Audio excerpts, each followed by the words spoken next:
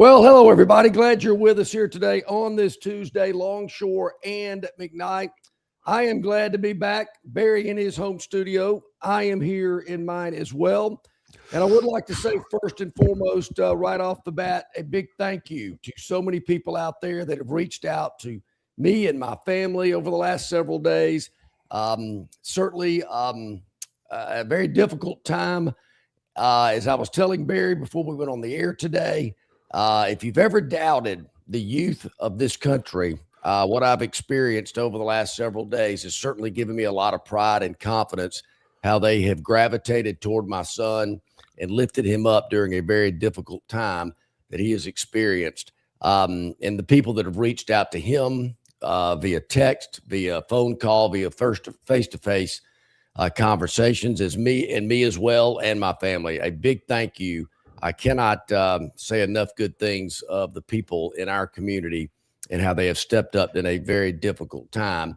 And I will never forget it. And my heart is big and warm and just pounding because of so many people that have stepped up and done so many wonderful things. So a big thank you. I just wanted to say that as we kick things off here on this Tuesday. I am ready to go. I am glad that you are back as well. Warren Matthews, really good job in your stead.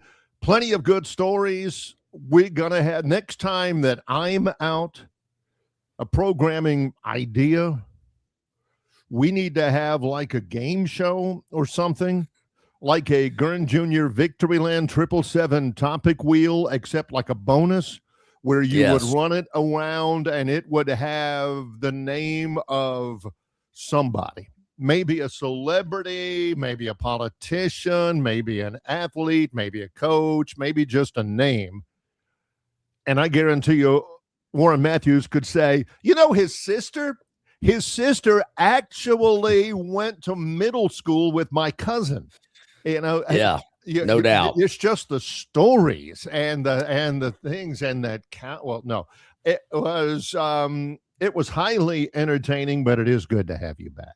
Well, I appreciate that. And you're right. I've never known anybody that knows so many people than Warren does. He knows more people. He's got more relatives than anybody I know as well. You'll usually get, he's a cousin of mine. I get that a lot as well. But you're no doubt. I greatly appreciate him pinch hitting while I was away. Now, and certainly there were things that were going on while I was away that I, have been jotting down and certainly wanted to discuss. I know actually our last time together here on the program was Thursday, which was the day that Media Days wrapped up down in Tampa. And, Lane Kiffin was there, Steve Sarkisian, Mississippi State, and I'm trying to think who the other team Arkansas. was. Yeah, Arkansas. Yeah, you're right. Don't really know a lot about the new Arkansas coach. I know the Mississippi State coach has been there for quite a while, but I did see him on TV, and I went, yeah, that guy kind of looks familiar. But certainly know about Lane Kiffin and Sarkisian, which seemed to kind of dominate the day on Thursday. But besides that, I didn't really notice much on Thursday that, was kind of headline news type material. And that's a credit to Lane Kiffin and Pete Golding and all of that. Because everybody was asking, you knew everybody was going to ask. Everybody said they were going to ask Kiffin about Golding and, Golding sticking around in the college football playoff run for Ole Miss and Kiffin not. And he handled it well. He handled it well. Golding handled it well. He said, look, I'm good with Lane. He and I are fine, and this and that. And all the media is going, oh, come on. Aren't there any jabs to throw? I mean, any darts at each other? Come on. How about the time, So the fact that there wasn't that much from them on Thursday is a testament to them, but a major disappointment for the media out there. And I kind of felt the same way. I just, you would expect maybe a grand finale, a big finish. With those two names, you would have thought it. I didn't get that feeling on Thursday. Well, what was the movie where it said this whole town needs an enema? It was nice. It was good. Everything was good. No complaints. There were two big winners in the event, the whole event from Monday through Thursday, SEC Media Days. One of them was the city of Tampa. Oh, yeah. That hotel, the way they ran it. I mean, we were pretty cramped, but that was not necessarily something the hotel was responsible for. There's just a lot of people there, but it was run really, really well. I never, for the first time, and John and I have been going together for SEC Media Days for 30 years. And this is the first time that I could ever say that John, not once in any of our shows said, man, they got to get the coffee out here. What's up with coffee? You know, I mean, Barry, every morning before we even went on the air, coffee was taken care of. It was hot, piping hot, ready to go. You know, that, I mean, 30 years there, you can count on at least once, or God forbid, 5 or 6 times. Man, when are they going to get the coffee figured out around here? Good gosh, you know, let's go. You know, we're not asking coffee, a lot. The coffee was great. The place was tremendous. The other winner, and maybe it's the fanboy in me speaking, was Sumrall. I think John Sumrall won the event. I'm with you. We were looking forward to hearing what he was going to say before he arrived. I think I mentioned, and he was there. I'm trying to remember what day. My days are getting mixed up. Well, I think it was the third day, but it was our second day. Yes. And his answer to playing Ole Miss with Kiffin and Pete Golding as the head coaches was classic. He said, we played them and they kicked our, and then we played them and they kicked our. So I don't know if, you know. I thought that was good. And his exchange with Saban at the, main table, I thought was kind of good. That was good TV, I guess you could say. When Saban said he's kind of a semi-gator.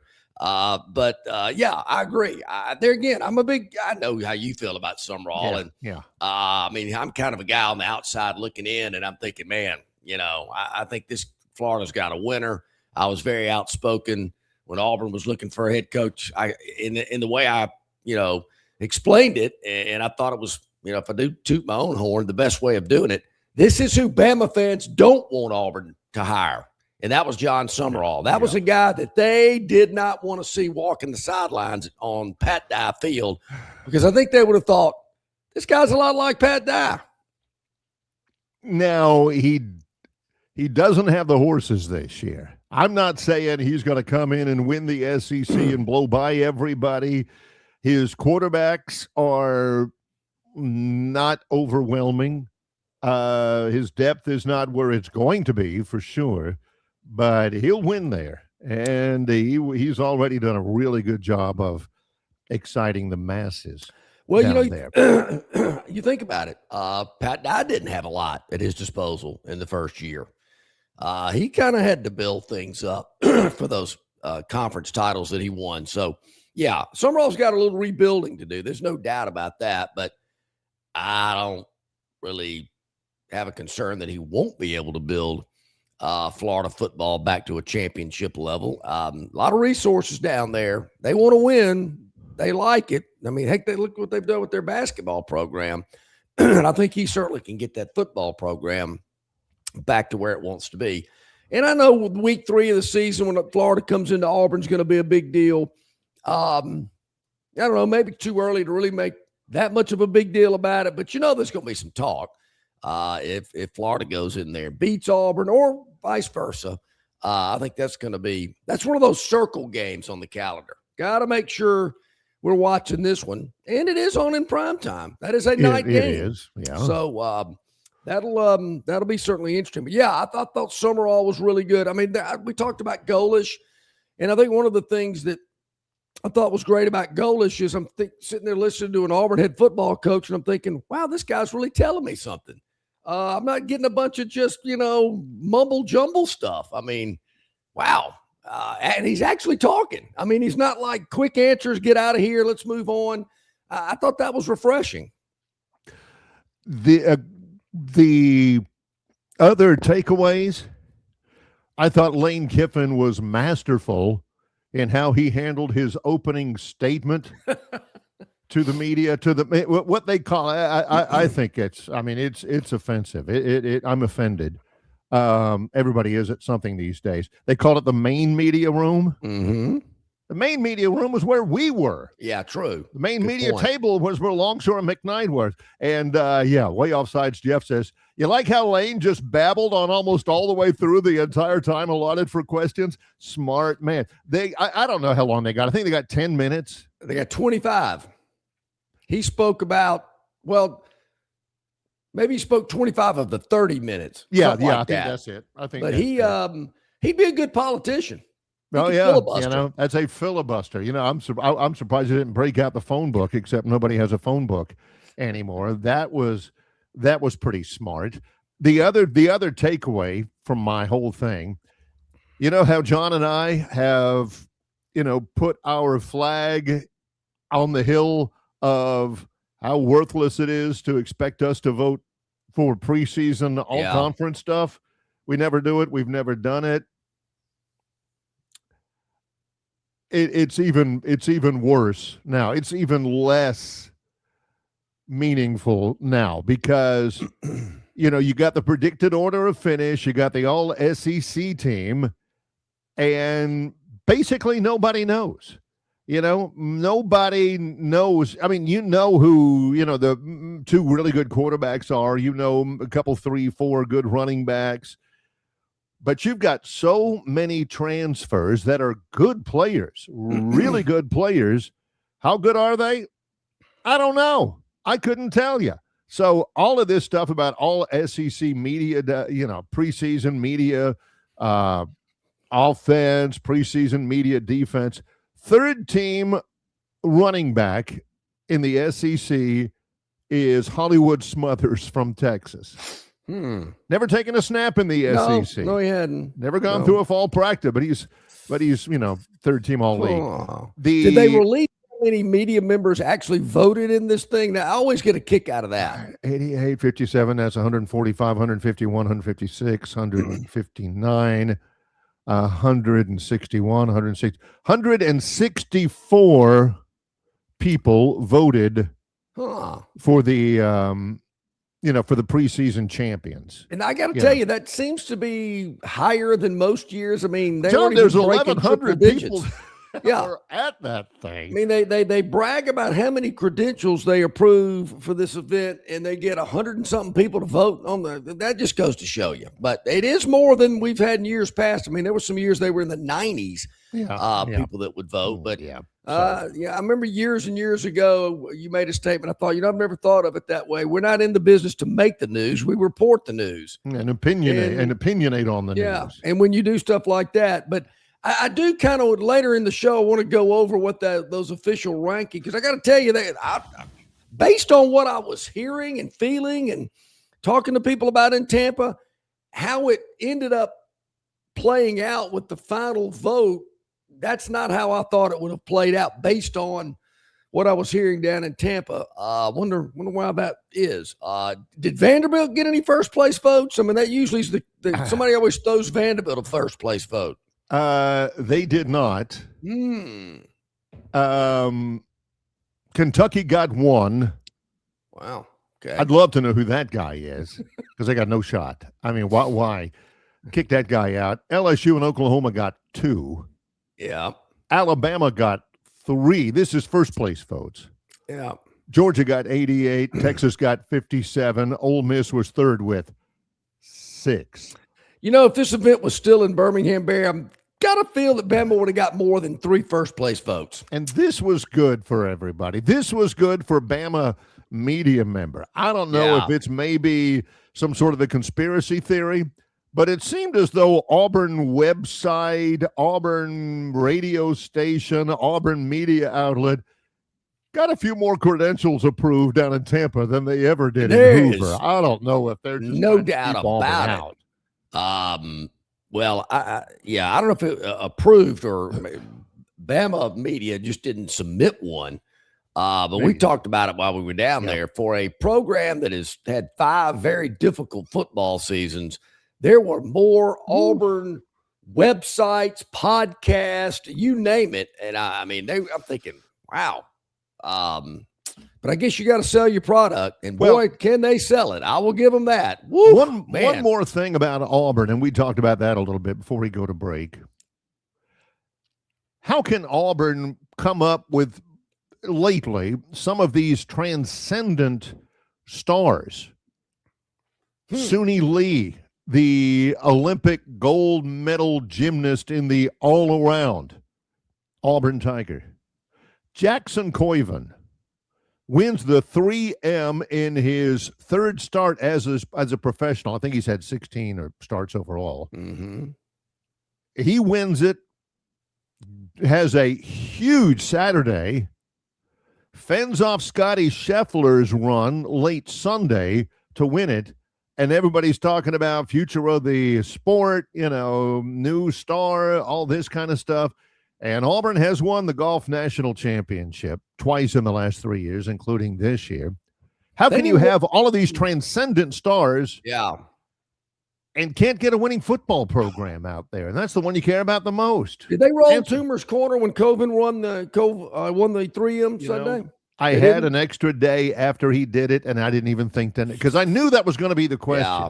I will tell you this, Barry, that's extremely difficult. I mean, for that young man to hold off Scheffler, makes 2 eagles on Saturday, had the lead going into Sunday, had to sleep on it for a young guy that's just, still green on the tour, so to speak. 21. He can play, there's no doubt. But professionally, that is quite an accomplishment. That's a lot harder than people think to win a tour event that early and in that in the fashion in which you won it. I imagine there was a square or two of 2-ply, the good stuff, in the trees at Toomer's corner. And, there've been a lot of really unique, interesting, one-of-a-kind type athletes that have come through Auburn, whether it's golf, gymnastics, baseball, basketball, football. One of them got fired from ESPN last week. I wasn't going to bring that up, but yeah, he did. But that really wasn't his strength, Barry. That's not really what he's known for, he wasn't known as a television commentator. He was known as an outstanding college and professional quarterback. Yeah, but that doesn't put food on the table. Not that he's worried about I think he made enough money in both places to put enough food on the table. 180,000 doesn't go it doesn't last your whole life. 180 doesn't go as far as it did back in 2010. Coming up in just a little bit, Brian Matthews, auburnsports.com. Later on, Travis Ryer on YouTube. We're underway on the Tuesday show. It's Longshore and McKnight in association with Yellowhammer News, presented by Bud Light. Located just 8 miles north of Alabama's state capital, Capitol Hill features 3 18-hole championship courses. With more than 1,500 acres of golf and nature, the pure magnitude of this facility is amazing and allows each course to be drastically different from the others. Capitol Hill also features an innovative 360-degree driving range 400 yards in diameter. Capitol Hill offers a fully stocked pro shop with the latest equipment and apparel. Great food and beverages in the clubhouse can be enjoyed both before and after your round. Get your group together and hit the trail. Go to rtjgolf.com/Capitol Hill for tee times and more information. Hey, where's the beer guy? Bud Light here? You get a Bud Light? Bud Light? I'm here, Bud Light! Bud Light here? Bud Light here? Bud Light here? Bud Light where? Bud Light here! Oh, Bud Light there! I missed that because of you! You did not miss that play because of me! Don't you stop talking this way? Yeah! It's actually kind of fun! Hey! I got your Bud Light. Oh, nice. Never mind! Anything for the clean, crisp taste of Bud Light. What'd I miss? I have no idea.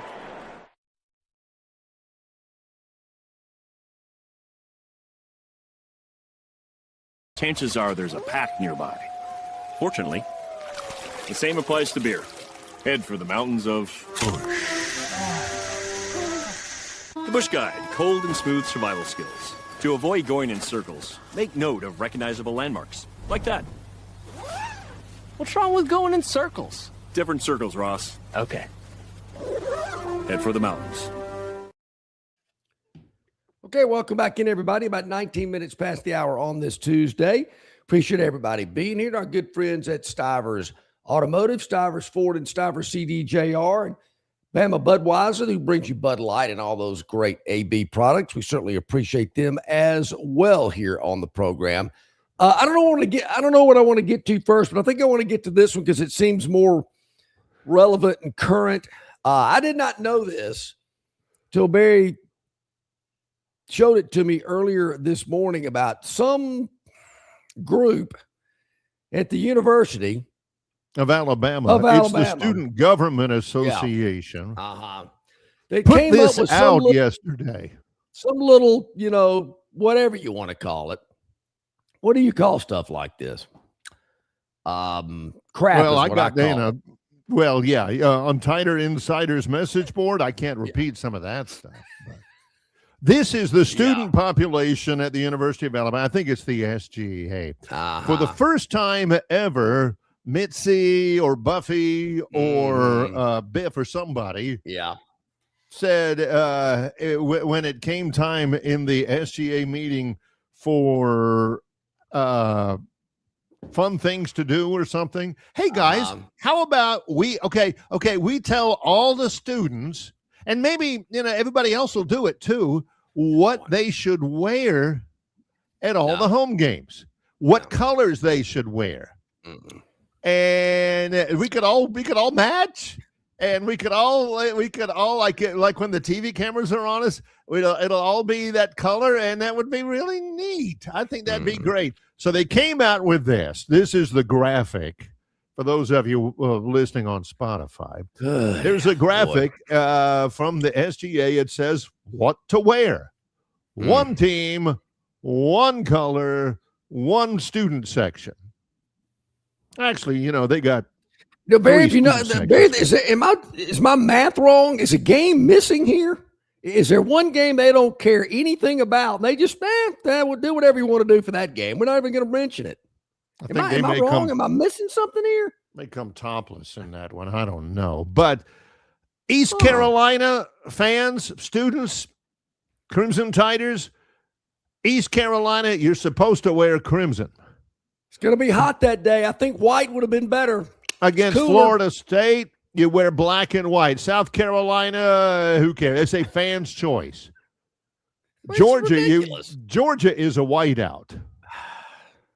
Texas A&M, fans' choice, wear whatever you want. Chattanooga, you can wear black and white. Many of you will be wearing costumes that resemble empty seats. Yeah, for that game. Now, at first, look, some things just aren't done in Tuscaloosa. That's never been done. No, it has never been done. They're only wearing crimson once, only wearing white once, fans' choice twice, which means purple, pink, green, or blue. Whatever you want. Black and white. Alabama has no black in their color scheme. Where'd that come from? I mean, the quarterbacks wear black jerseys during practice, but who came up with that? Black and white. Now, of course, you're hearing this from a guy that would like them to kind of make some changes in the uniform and whatnot. Yeah. But Barry, you show me that, and I'm, kind of browsing around the World Wide Web, and I stumble upon this story. Alabama football fans speak out against student group's game day dress code suggestion. Now, that's what I like to see. This is from the Alabama Pan-Hellenic. The SGA, so it's the Greeks, the Politicos, and the Alabama Division of Student Life. That's the nerds who run the dorms. It is gold, and it is heartening to see this from Alabama fans. With all of the angst about having to wear that 35-point loss in the offseason and DeBoer and who's the quarterback going to be, at least they can all be united on one thing, and that is that this is stupid and unnecessary. I mean, why do it? Well, why do that? Hey, it'll be fun. We'll get everybody. Number one, people always ignore it.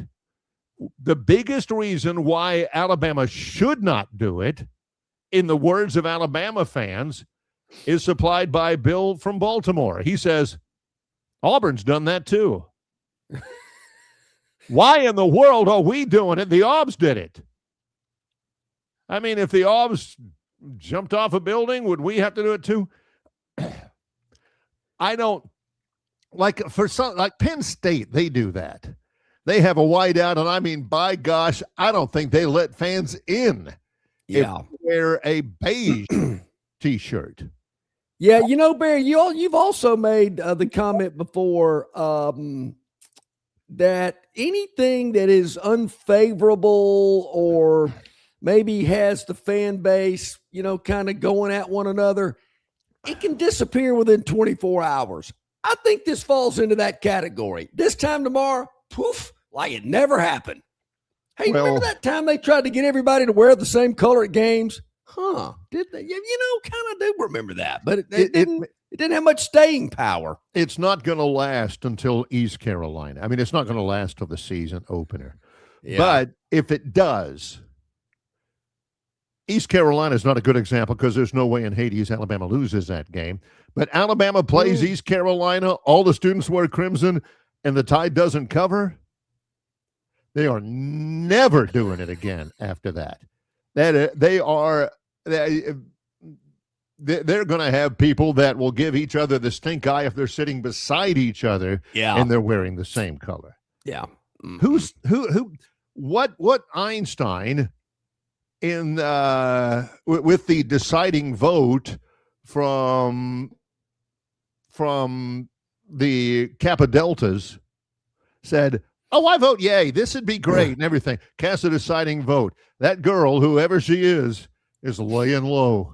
Barry, I don't know who Theodore Fernandez is. I need to look this young man up, but he did, I guess this is maybe Instagram or whatever social media post. Theodore Fernandez. He said the SGA has deleted the student section theme post from its Instagram. The Panhellenic Association still has a post up featuring the themes that the SGA collaborated on, but I expect this will quietly be forgotten and the idea never again mentioned given today's reaction.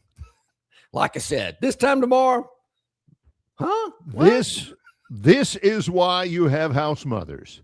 This is why you have I don't even know what they're called. You have this is why people like John feel obligated to stop by the old frat house on the way to ball games. Hey, what do you got going on? Wait a minute, you thinking about doing what? Hey, you get all the older guy. Hey, come on, fellas. All that money you've been getting for that spring fling down in Destin, it ain't coming if you guys don't get it. Okay. Well, how about this one? What a dumb idea. Stealing terrible Auburn gimmicks is what happens when you pack the campus with kids from out of state. It's the out-of-state students that are doing this now. They're blaming it on out-of-state enrollment. Yeah. When my daughters were there were more out-of-state students in the freshman class than there were from in-state. So, that's the reason. Out-of-state kids doing this kind of stuff. Yeah. And, of course, that Tighter Insider. Can't imagine what they're saying. Ooh. One of the guys he says, no matter what, there's a sizable group that's going to be wearing blue blazers no matter what. So, well, I wasn't going to bring that up, but since you did, Bama Zeus, by the way. They're called young enrollees. Maybe that's a nice way to put it. Blue blazers on a hot summer day. So you're going to see. I will see that. You will see a lot of navy blue blazers. They will color coordinate on that in a certain section in the end zones. You'll see that. So we had to address that early. Yeah. That's the big. That has to make me laugh. Yeah. All right. So somebody has already. We got some very keen eyes on the show today. People that watch our program, we greatly appreciate that. Hit the like button. Hit the subscribe button. Really appreciate it. Facebook, YouTube, Instagram, X, Spotify, iTunes, Yellowhammer News, yellowhammernews.com, and their Facebook page as well. Our good buddy Bo, whose office is out there on Cobbs Ford Road in Prattle, love that guy. He said, did the machine approve of this? Who? He actually typed out the letters. What? Who? He actually, people have spoken of it before, and you can ignore it. That he says, what they seem to forget is most fans have a lucky shirt they always wear to games that may or may not fit in their color scheme. Very fair point. What did he say? I'm done. Bo, I don't know what you're talking about. Hang Never on, heard it's that already- before. It's already disappeared from the from the chat. Yeah. You talking about deleting post. Oof. That one's How gone. did those guys? Yeah. How did they gain access to our chat line? So somebody asked yeah. me, there was a text or a chat, I can't remember. Maybe it was an email. Somebody said, hey, Longshore, is that Donald Trump on your coffee mug? It actually is, and there's a story behind it. We've gone through a lot of coffee mugs in the last couple of days, and I couldn't find a clean one. So this is one that my children gave me years ago, and it says, you are a great, great dad, very special, very handsome. Everyone agrees.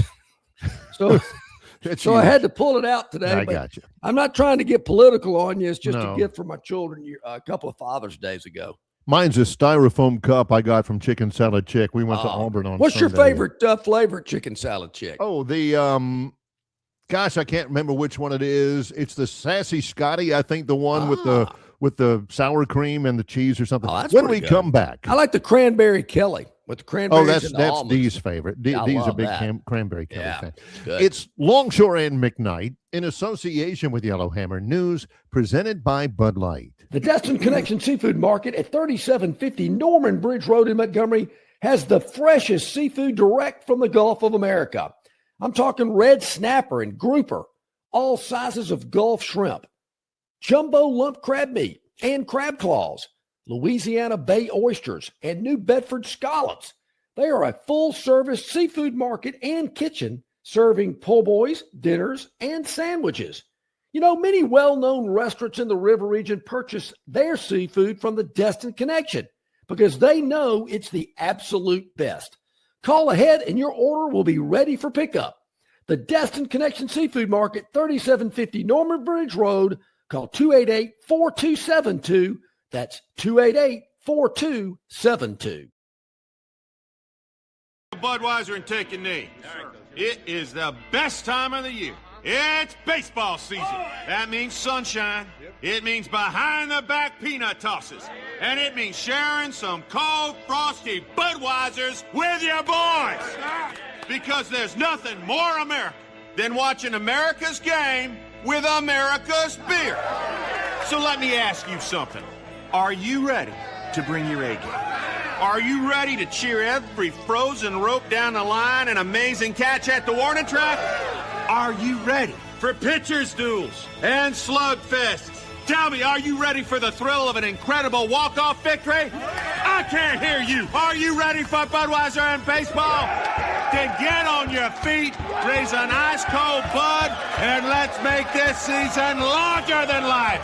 Great times are waiting. Get some Bud! Enjoy responsibly. Budweiser Beer, Anheuser-Busch, St. Louis, Missouri. Big news for Central Alabama travelers. Getting to Texas just got easier. You can now fly nonstop from Montgomery to Houston with United Airlines. No long drives, no layovers, just smooth direct travel from your hometown airport. Whether it's business or a weekend getaway, Houston is now just one flight away. Spend more time there and less time getting there. Fly nonstop to Houston. Fly MGM, where travel feels easy. Book your trip today at flymgm.com. All right, getting close. Bottom of the hour. Yep, about 27 minutes to the top of the hour, and we bring in our friend Brian Matthews, auburnsports.com, joining us on our City of Montgomery guest hotline. Brian, hope you're doing well. Thanks for joining us. I'm doing really well. Good to be in. People were talking about how dashing you looked without the ball cap on. I like the ball cap look last week when you were with us live. Oh, yeah. Yeah, it's good to have you with us. But between the last time we visited and now, we need some perspective, Brian. Okay.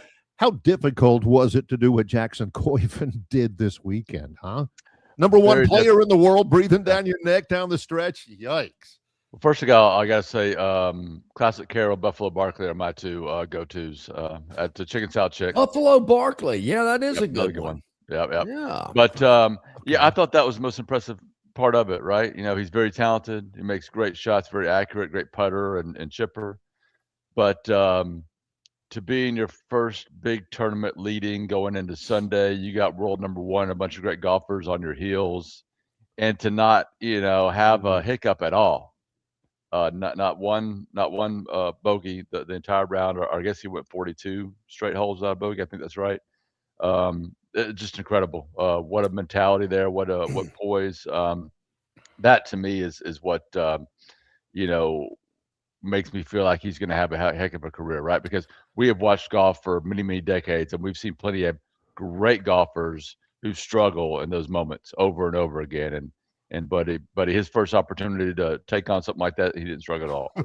Yeah, sleeping on the lead, played extremely well on Saturday. A couple of eagles.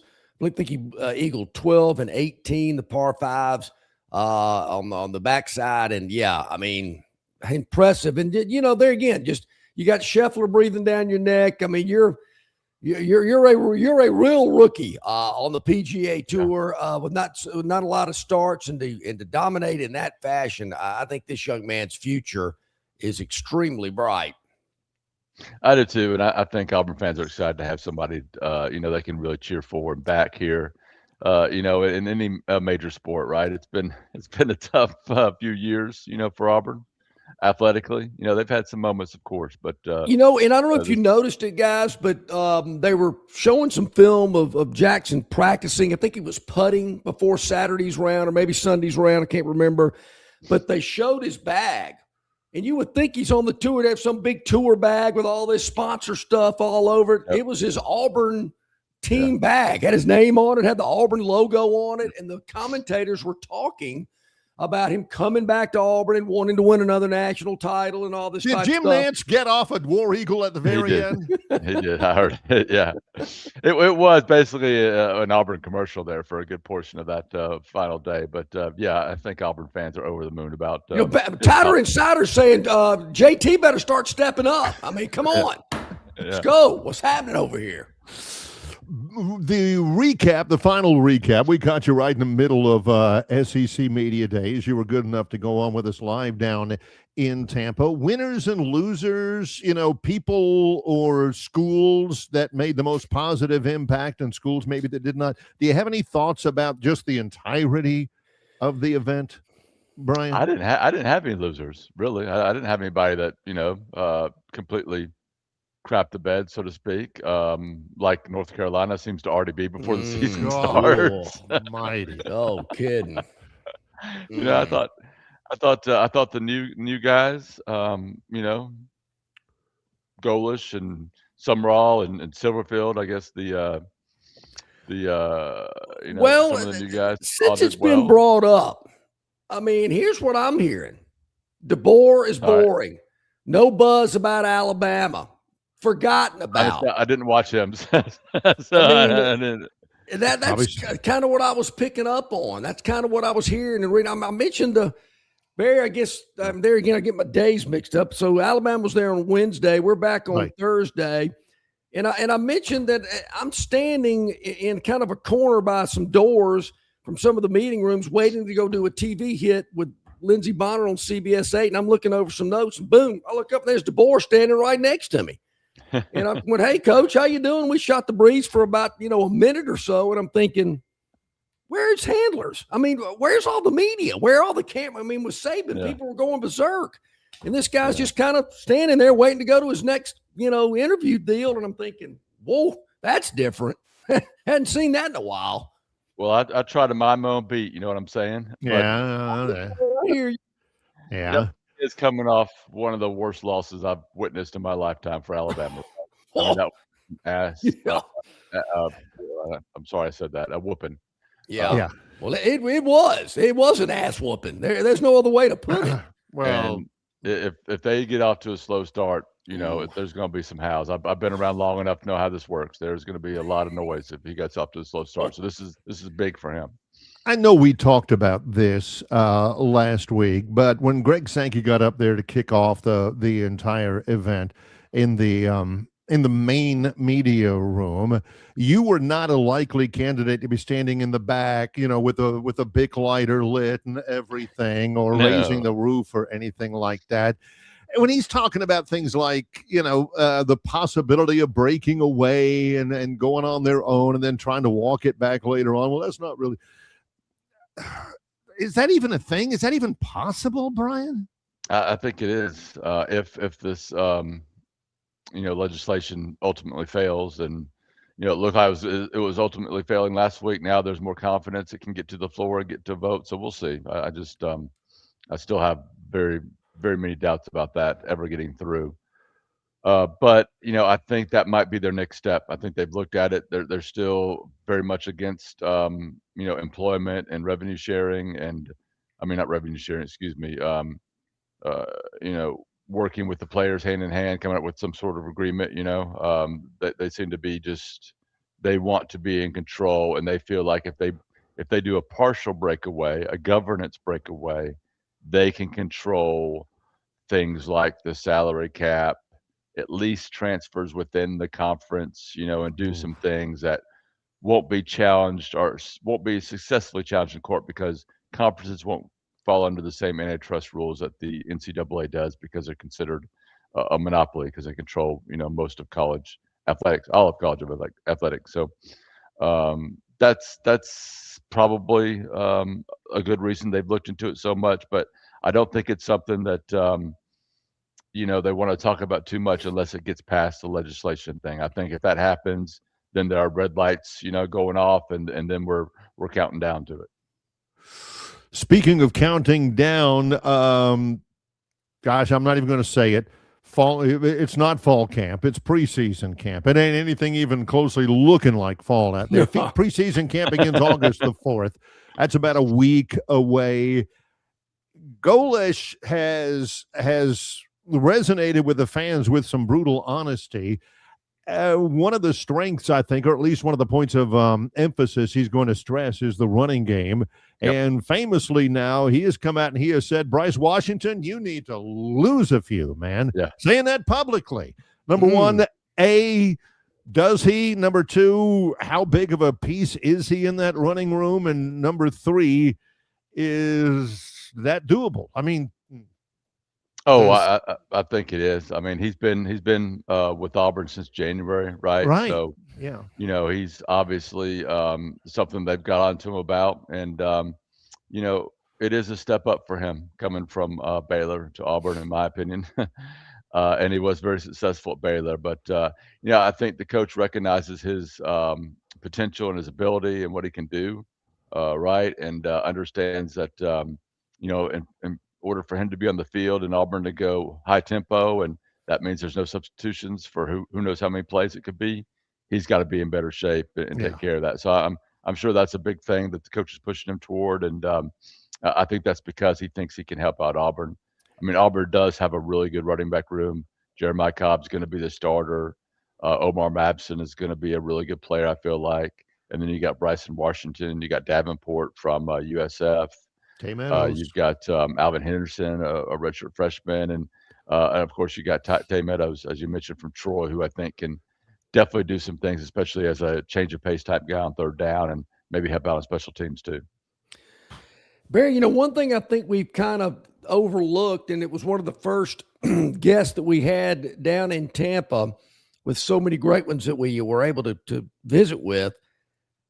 But do you recall one of the last things that Tony Barnhart said, Mr. College Football, before he left the interview with us? Brian, we were saying goodbye to Tony Barnhart, and before he said, hey, don't sleep on Baylor.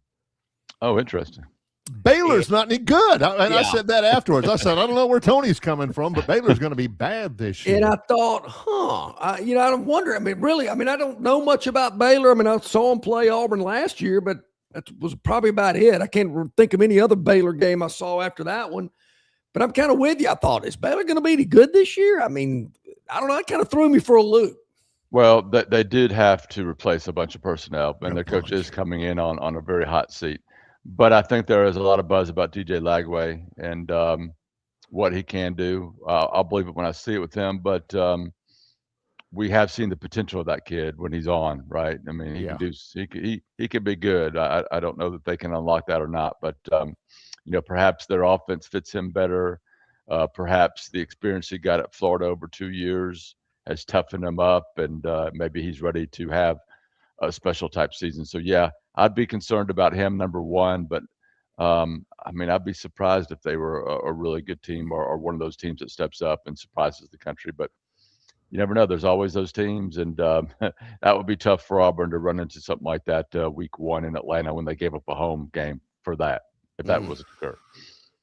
Also, yesterday, the SEC basketball schedule was released, just the conference games. Auburn will open up at Texas A&M January the 2nd. They have not had a lot of success in College Station in the past.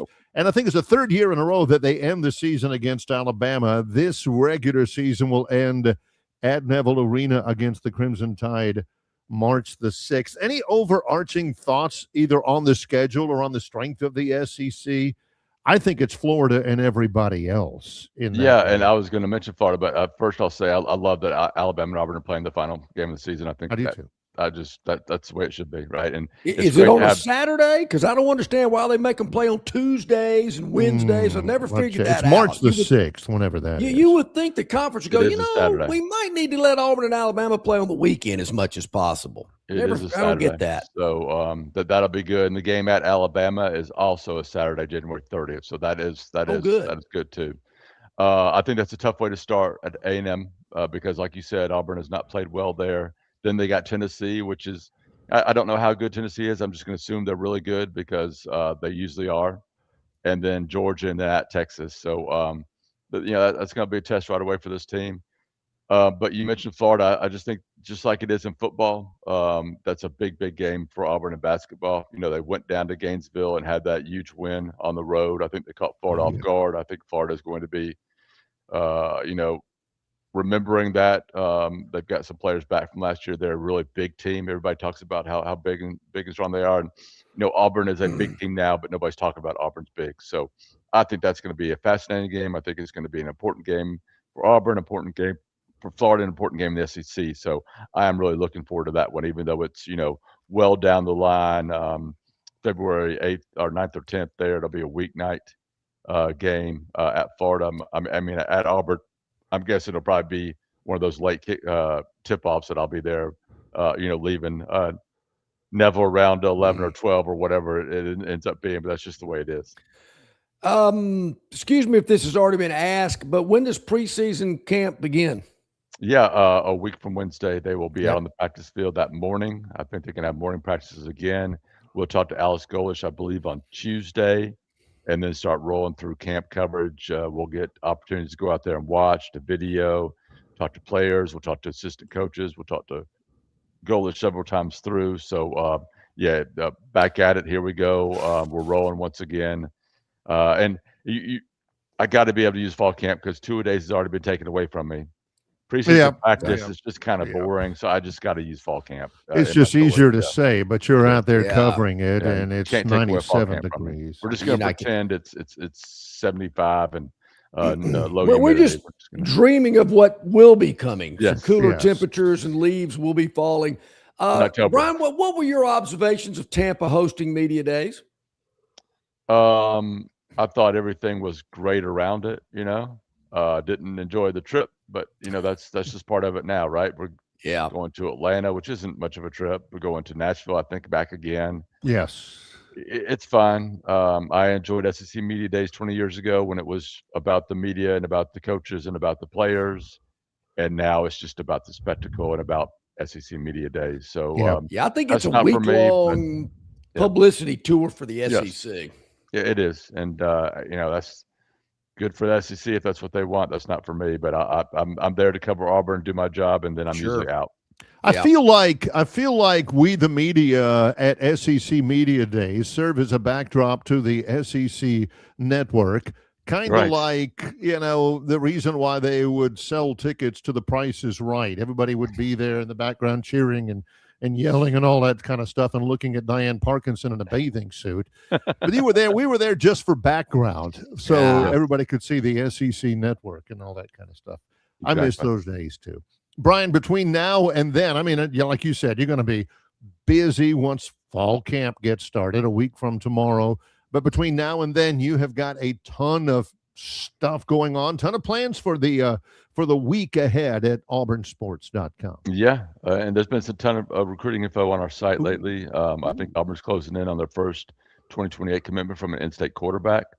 Always important to get a recruiting class started off with the quarterback, so that's one to watch here over the next 10 days or so. Plenty of coverage leading up to camp. I'm going to continue rolling out my preseason looks at positions and at future opponents. Got Ole Miss coming out here in just a few more minutes. Cole Pinkston does a great job. JG Tate with his top 30. We'll have it all here at auburnsports.com. Check us out. You can follow me on Twitter. Just exit BMATAU. Excellent as always, Brian. Always enjoy the time. Thanks a bunch. Appreciate you guys. Take care. Thank you, buddy. Brian Matthews, auburnsports.com, joining us here today on our City of Montgomery guest hotline. Always appreciate his time here on the program with us here today. Wait a minute. Auburn's zeroing in on a quarterback. Wait a minute. Doesn't Alabama need another quarterback? They don't have enough already committed. They can't get every quarterback, John. They've got to leave some for somebody else. The real thing when he was talking about that jumped out at me is that it's 2028. 2028. These guys, they're getting into their 2026, which would be these guys have just finished their sophomore years in high school. Yep. And people are already saying, this guy just finished his sophomore year, pre-algebra. You watch him. He's going to be good in 2020. How do they know, John? How do they know? They don't. They don't know. They don't know. It's frustrating. It's a projection. Barry, we got a really good point counterpoint here, I guess you would call it. Yeah. On the River Region Straw chat line. First up at 7:43 is our man Bob from Pike Road. He says, we rank everything daily. Best restaurants, best hotels, best militaries in the world, best cars or trucks. Stiver's way to go there. Yep. Saying we shouldn't have rankings is like saying we shouldn't have air, rain, or sunshine. Just dumb. All right. Well, our man Joe with the counterpoint. Joe, listen to Dan Aykroyd over there. Joe, he says, preseason rankings, Bob. We don't rank restaurants before they serve their first meal. We don't rank cars before they roll off the assembly line or hotels before they get their building permit. I guarantee you, though, Joe, I'm on Team Bob from Pike Road on this one. I mean,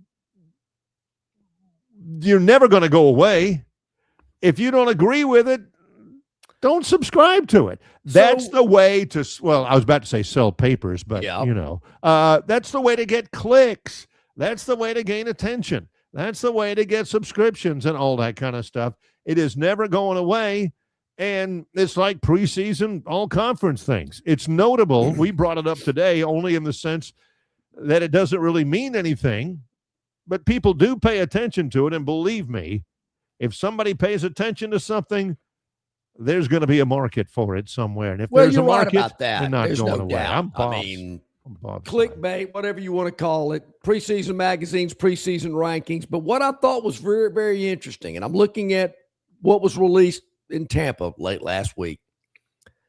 Most people in most conversations that we had, and I think you would agree, Barry, we're saying it's going to be Georgia or Texas or Georgia. I got those two at the top. They're going to be in Atlanta for the championship game.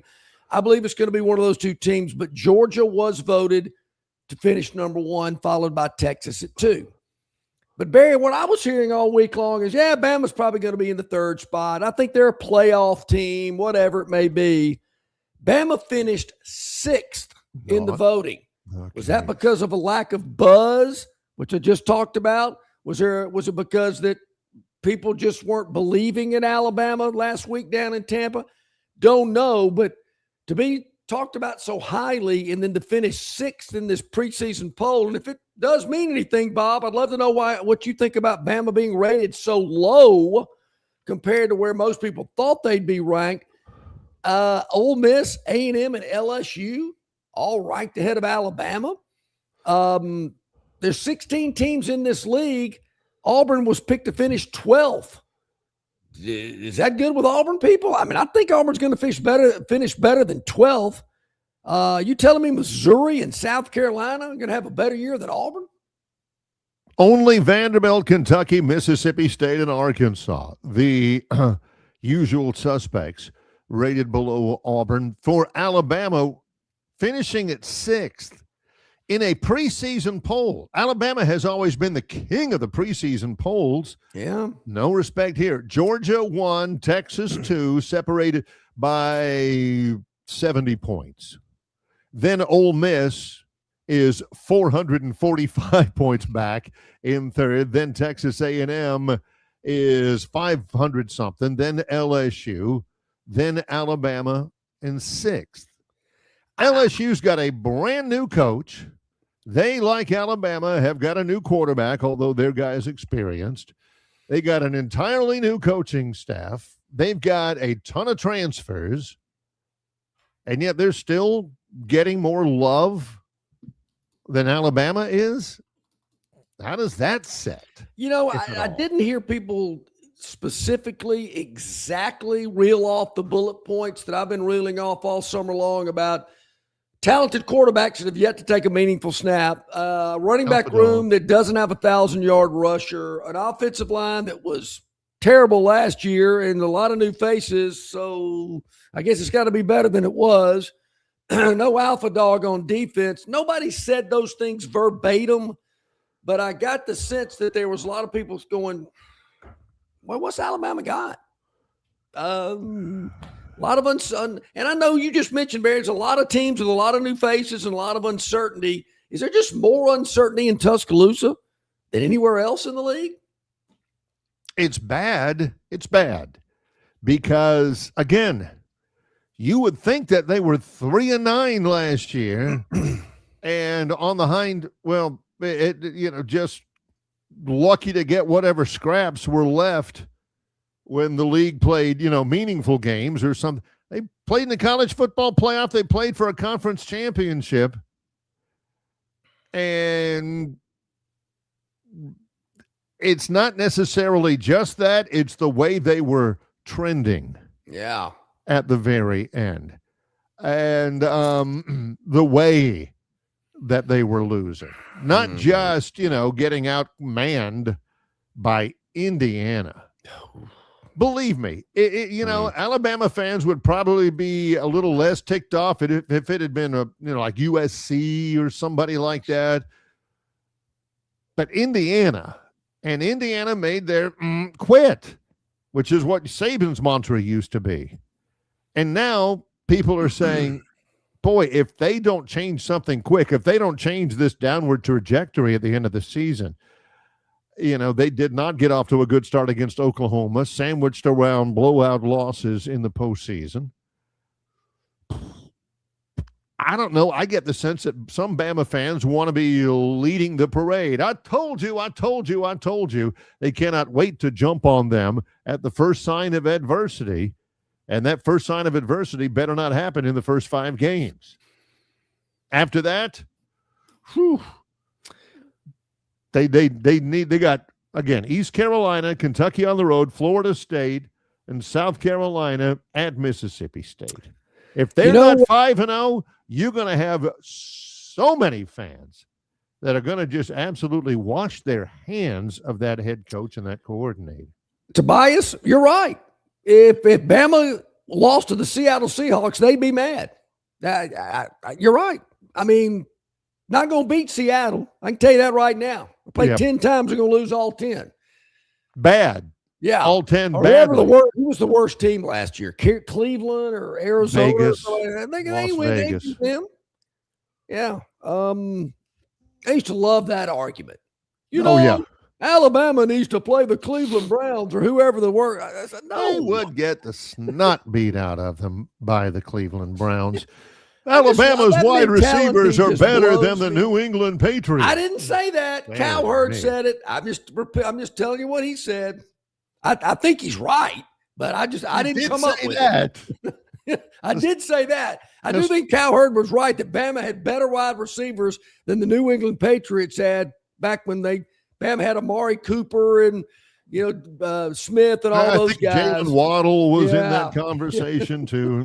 Blah, blah, blah, blah, blah. When we come back, we'll start our second live hour of the show with Travis Ryer from Ryer on YouTube. He's John Longshore. I'm Barry McKnight. It's Longshore and McKnight in association with Yellowhammer News, presented by Bud Light.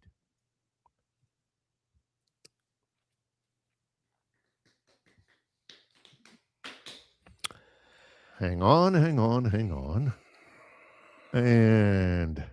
caught me a little bit unawares. Here we go. Why Hands?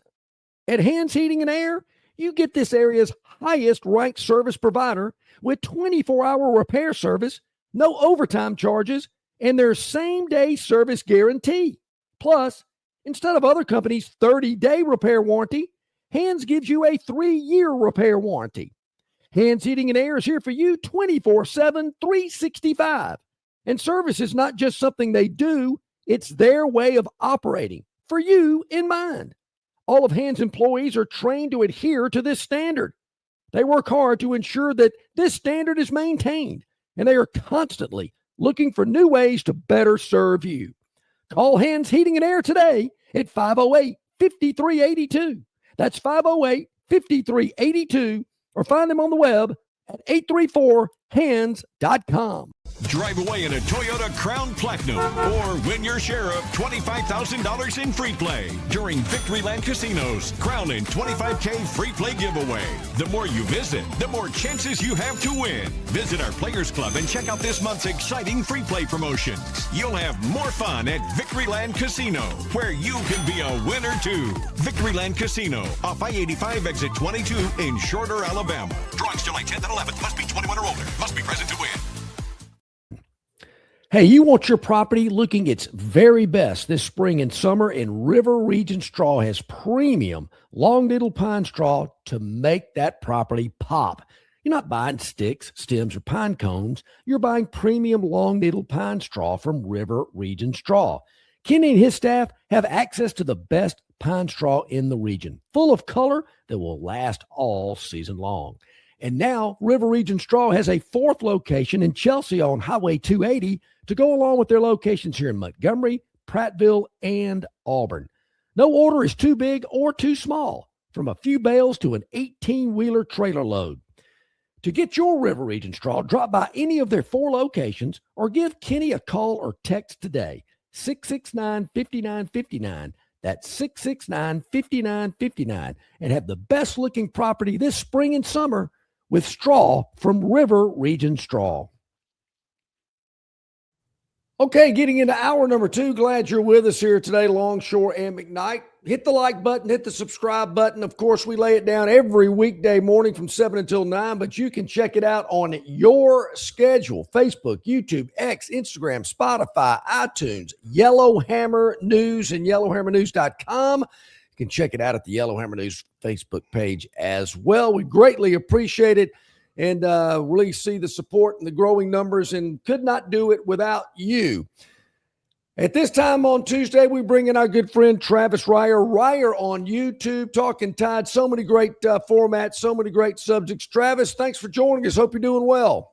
Doing great. How are you guys? Doing really well. So on Cart Golf on Sunday night, a little Jackson Coyven, Travis? I think there's going to be a lot of Jackson Coyven talk. Young guy, superstar, obviously, at Auburn, 3 straight SEC individual titles. Love the background as much as anything else. Grew up playing on a Muni, which is near and dear to my heart. So that tells me it hasn't always been easy for him. And I thought it showed up on Sunday. He had the best player in the world by a large margin, making a run at him. He had a little bit of a comfortable lead, but he really didn't show any flinch other than maybe that drop kick tee shot on 18. But at that point, he had a big enough lead that it didn't matter. Just couldn't be more impressed with Jackson Coyven. Yeah, I am with you there. I mean, sleeping on the lead, a neophyte on the tour, so to speak. I mean, the guy can play, but the pressures of the tour and sleeping on a big lead, quite impressive. Travis, for our viewers and listeners that might not really know what it is like growing up on a Muni course, I mean, you got to know all the shots on a Muni course. I mean, you're hitting off crabgrass, you're hitting off, dry patches of dirt. I mean, the bunkers aren't raked very often. I mean, you got to be creative and be able to have every shot in the bag when you grow up on a Muni course.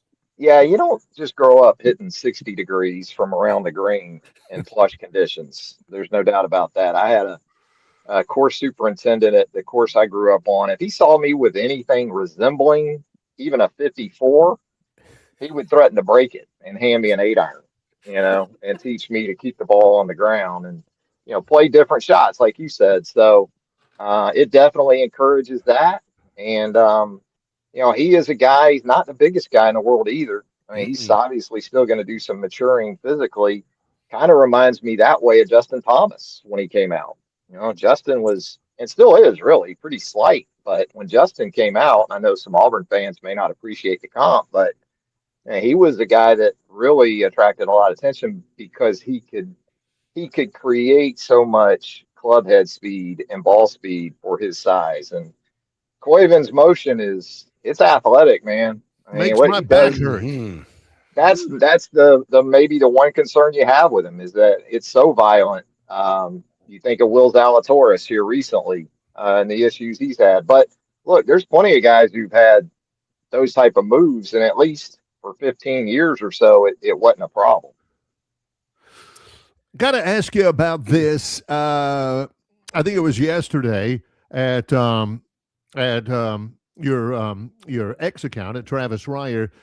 You were commenting on access for media members.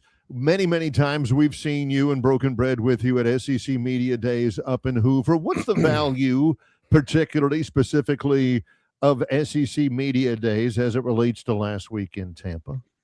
For me, it was always minimal as far as a work benefit in terms of what I did anyway. I get it for you guys. I mean, it's so many opportunities for you to bring people on, interview them, those things.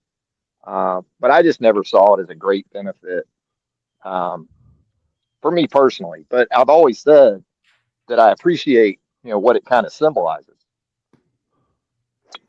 Yeah, I get it. I'm with you there. We were talking about it last week when we were in Tampa. One of the things that I've really enjoyed, probably I'd say over the last 10 to 15 years, is just the relationships, the friendships that have, that I've started through going to media days and seeing these people and, shaking their hand and just chewing the fat. To me, it's kind of like a convention for a big, drug rep company, and everybody comes together. Hey, Bob, how you been? And that kind of stuff. I get a lot of that out of it because I feel like I've heard these coaches say the same thing over and over and over again. Yeah, I mean, there's no doubt about that. They're coached. The players are coached. I thought the Alabama contingent, though, was fun. Yep. I thought Xavier Brown was probably more forthcoming and entertaining. Trey Hubbard, you kind of anticipated that with. But, yeah, I thought that group, relative to the Saban years, it definitely felt like they were a little more enlightening in terms of what they were willing to offer up. Yeah, we interviewed Xavier Brown and Barry and I, when we got up from our broadcast location, we kind of went, wow, that was a little different than years past. He was good. He was good. I thought that for lack of a better word, the draw, Kalen DeBoer's draw in that event to be directly against John Sumrall was going to be a difficult draw for him because Sumrall's such a dynamic personality. And let's face it, DeBoer is not. How do you think he played to the audience and what he had to say and how he represented his program? Yeah, I thought Kalen was fine. I mean, Kalen is what he is. I'd be more worried about Kalen if he tried to be something he wasn't. Yeah. And look, for Florida, I've said this on our show, Second Helping, on Ryer on YouTube.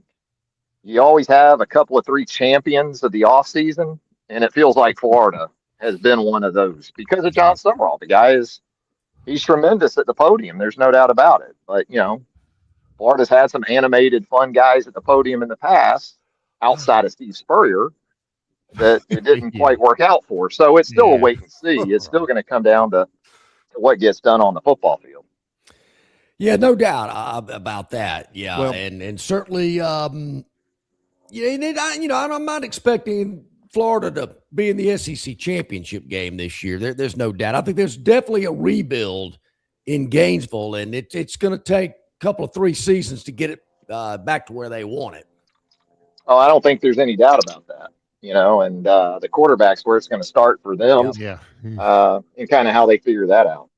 In the preseason rankings, we are famously against any legitimacy to all of the SEC media voting for all league and everything. But the predicted order of finish from the people who did vote: Alabama in 6th, Georgia and Texas just about lapping the field at 1 and 2. Then Ole Miss, Texas A&M, LSU top 5. Alabama 6. Any level of surprise or interest in that, Travis? Ooh, might have lost Travis there. I think we did. I don't think on the surface there was that much surprise. I think, you look at it and you think, wow, look at how far Alabama's fallen. Ole Miss ranked ahead of them. And when you look at the critical factors for a football team, Ole Miss is in pretty good shape, and also had the benefit of going through a playoff with its next head coach. So he was benefited an opportunity to grow in that role, in that playoff. Familiarity with him is obviously there, talking about Pete Golding. I look at it from a schedule perspective. Of the 5 teams that were picked ahead of Alabama, Crimson Tide sees 3 of those. Mm-hmm. So, they miss a couple of those teams like Ole Miss, like Texas. And then 2 of them, they get in Tuscaloosa. They get Texas A&M in Tuscaloosa. They get Georgia in Tuscaloosa, go to LSU. And then they are one of those teams in this first year of the 9-game schedule where they have 5 road games in the league, but 4 of those are against teams that were picked 11 through 15 in the SEC preseason. Now we'll see how that plays out. And the other one was Tennessee that was picked 9th. Yeah. So I think it's doable. I think people inherently look at the quarterback position. We all do when we start trying to pick teams. But that's the one area. I've got concerns about Alabama, don't get me wrong. But that's a concern I don't have with Kalen DeBoer and Ryan Grubb. I think they'll be fine at the quarterback position. Question will they be elite to borderline elite? Because in that offense, there's no hiding that guy. Mm-hmm. They're not gonna run the football 50 times per game just because they're going through a quarterback change. Whether it's Keelan Russell or Austin Mack or some combination of the 2, they're going to have to be really good there. Some of the conversation also when we were in Tampa were, who's really got to perform, who needs to really have a good year. I mean, certainly I think Brent Venables, Sooner fans are thinking, look, we're in this SEC, but we want to be more of a top dog here. Certainly I think Texas, they got all the pieces to the puzzle, it seems like.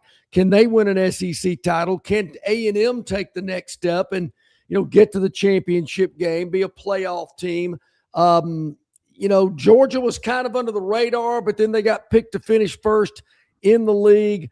The teams that need to perform, have I missed anybody besides Oklahoma, Texas, and Texas A&M? Is there anybody else out there that you think they need to have a good year? I think it's a big year for Shane Beamer in South Carolina.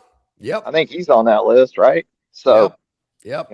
That's a game Alabama has on its schedule, and we'll think it has a great opportunity to win. So, I think it's big for Shane Beamer too.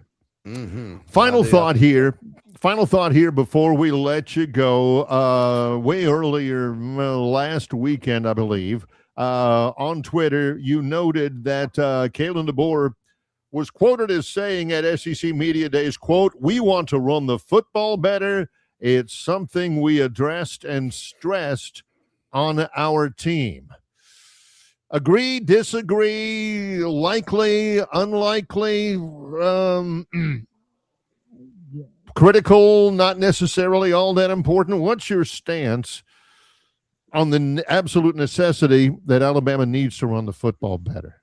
Yeah, I mean, better. That was maybe the no duh statement of the entire week. I mean, they were atrocious. They were abhorrent running the football, especially by Alabama standards. And what he didn't say is we're going to run the football more. We got to run the football more. He's talking more about just efficiency.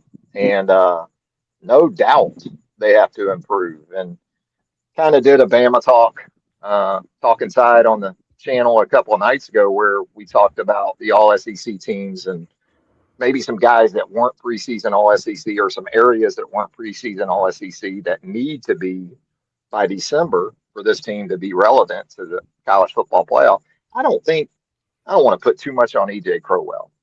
And so I don't think he needs to be, even if he was already proven as a back, because of the way this offense operates. I don't think the running back position in general needs to be first, second, or third team all SEC. But I think it would be good for Alabama, a good sign. If EJ Crowell is freshman all SEC even, then that probably means better things have happened for Alabama running the football.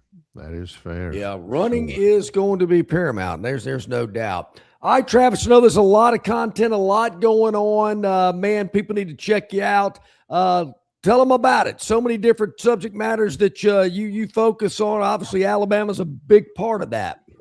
No doubt. Right there at Ryer on YouTube. We'll have some second helping this week, some SEC talk coming out of SEC Media Days. More Bama talk ramping up as we get right here on the doorstep of Fall Camp 2026. Yeah. And golf talk. I mean, cart golf is a staple of what we do now. We'll be previewing the Rocket Classic, the last one up in Detroit. We hardly knew you, Rocket Classic. Yeah, no kidding. Detroit.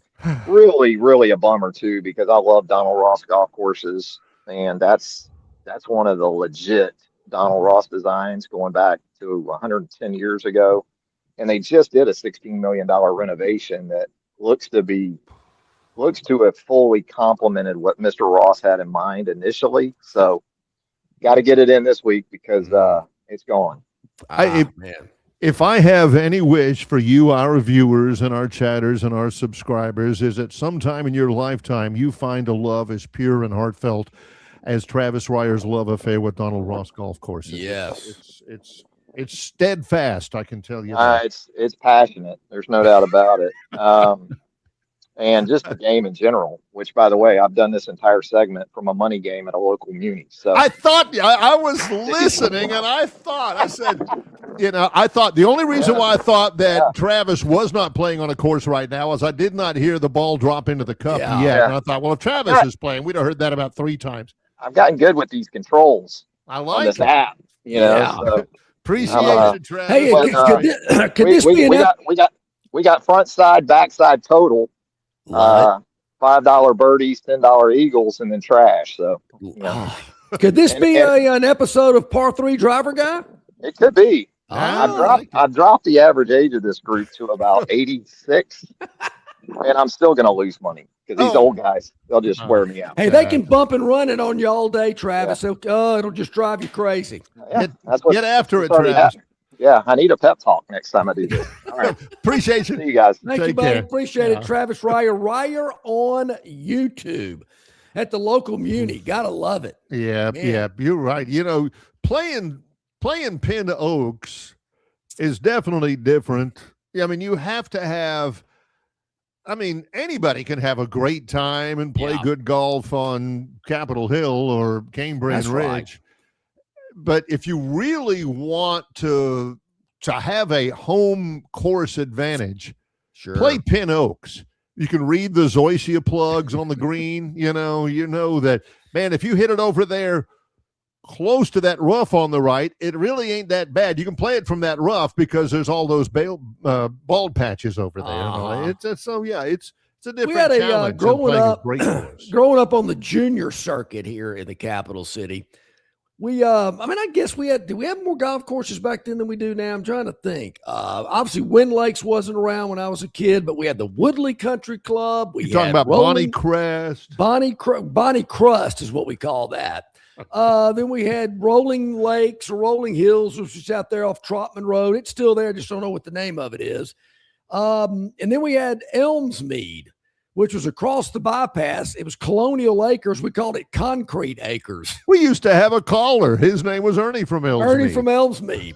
Yeah, the good thing about Colonial Acres, if you didn't drive the ball very far, it didn't matter because it rolled forever. It was so hard out there. That ball, I mean, man, I knew you could hit it that far. Man, I didn't either. Man, that thing rolled forever. About that. Well, when we come back, it is the Phantom's Daily Dog. That's true. It's Longshore and McKnight in association with Yellowhammer News, presented by Bud Light.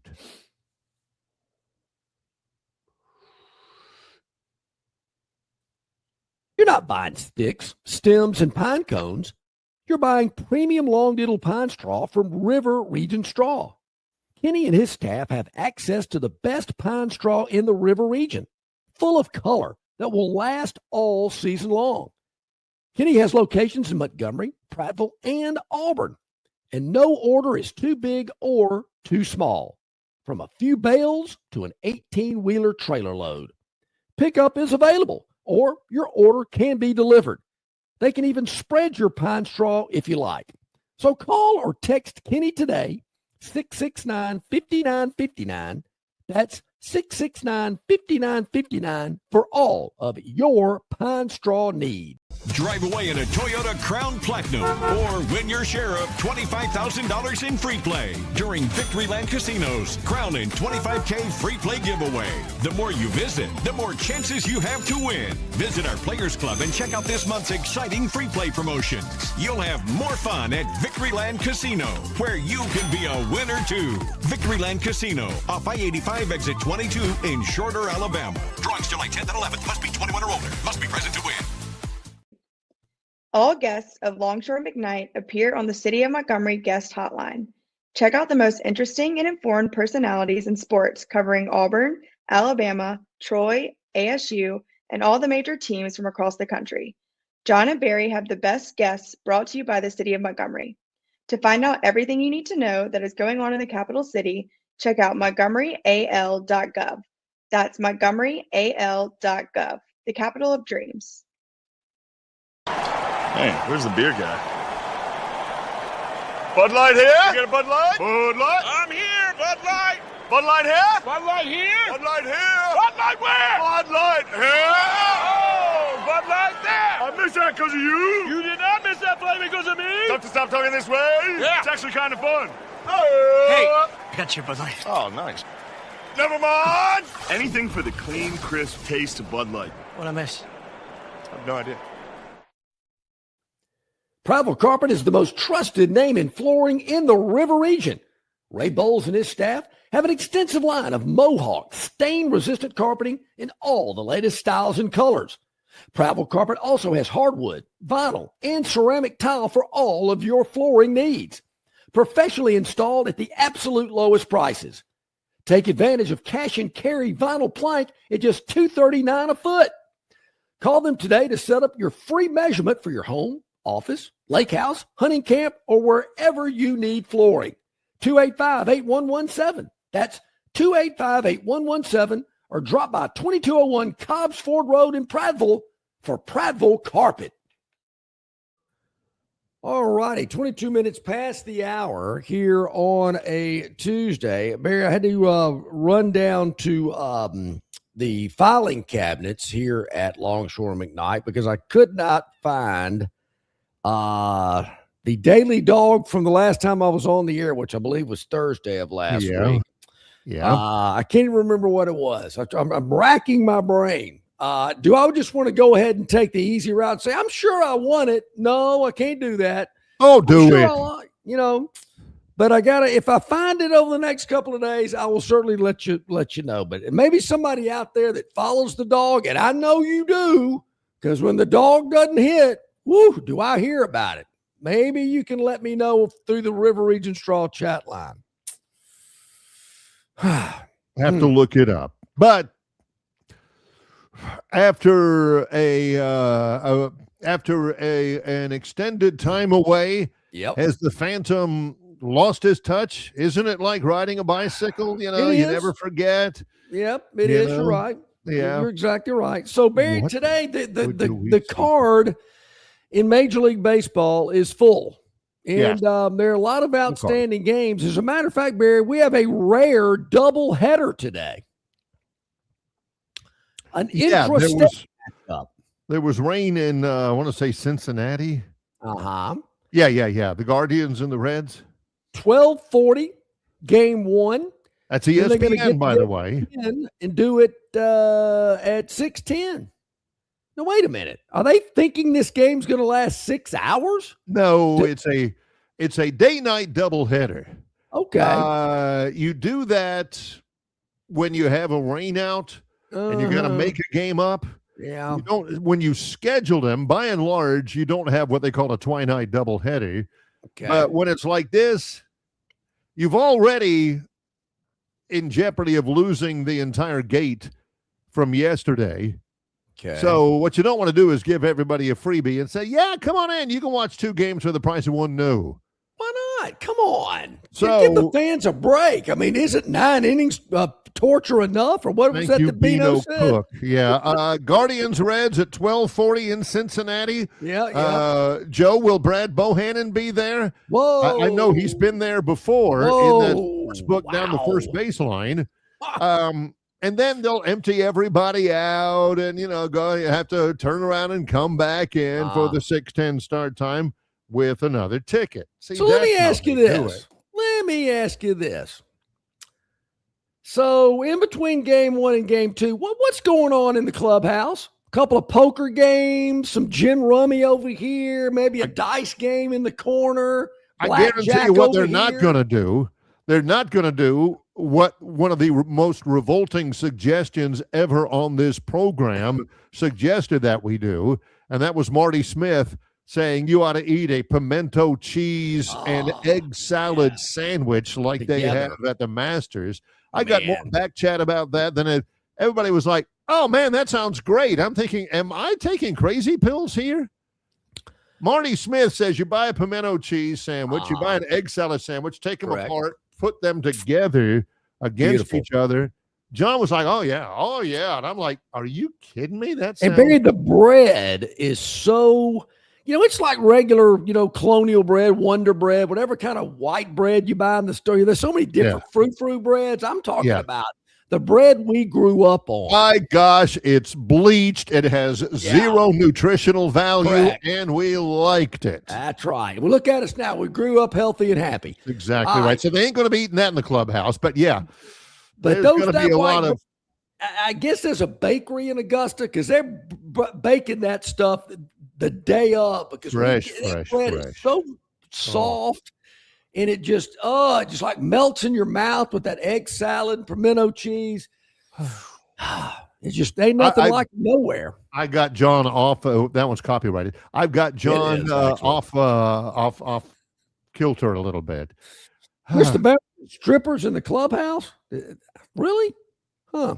I do kind of wonder how they pass the time in between games.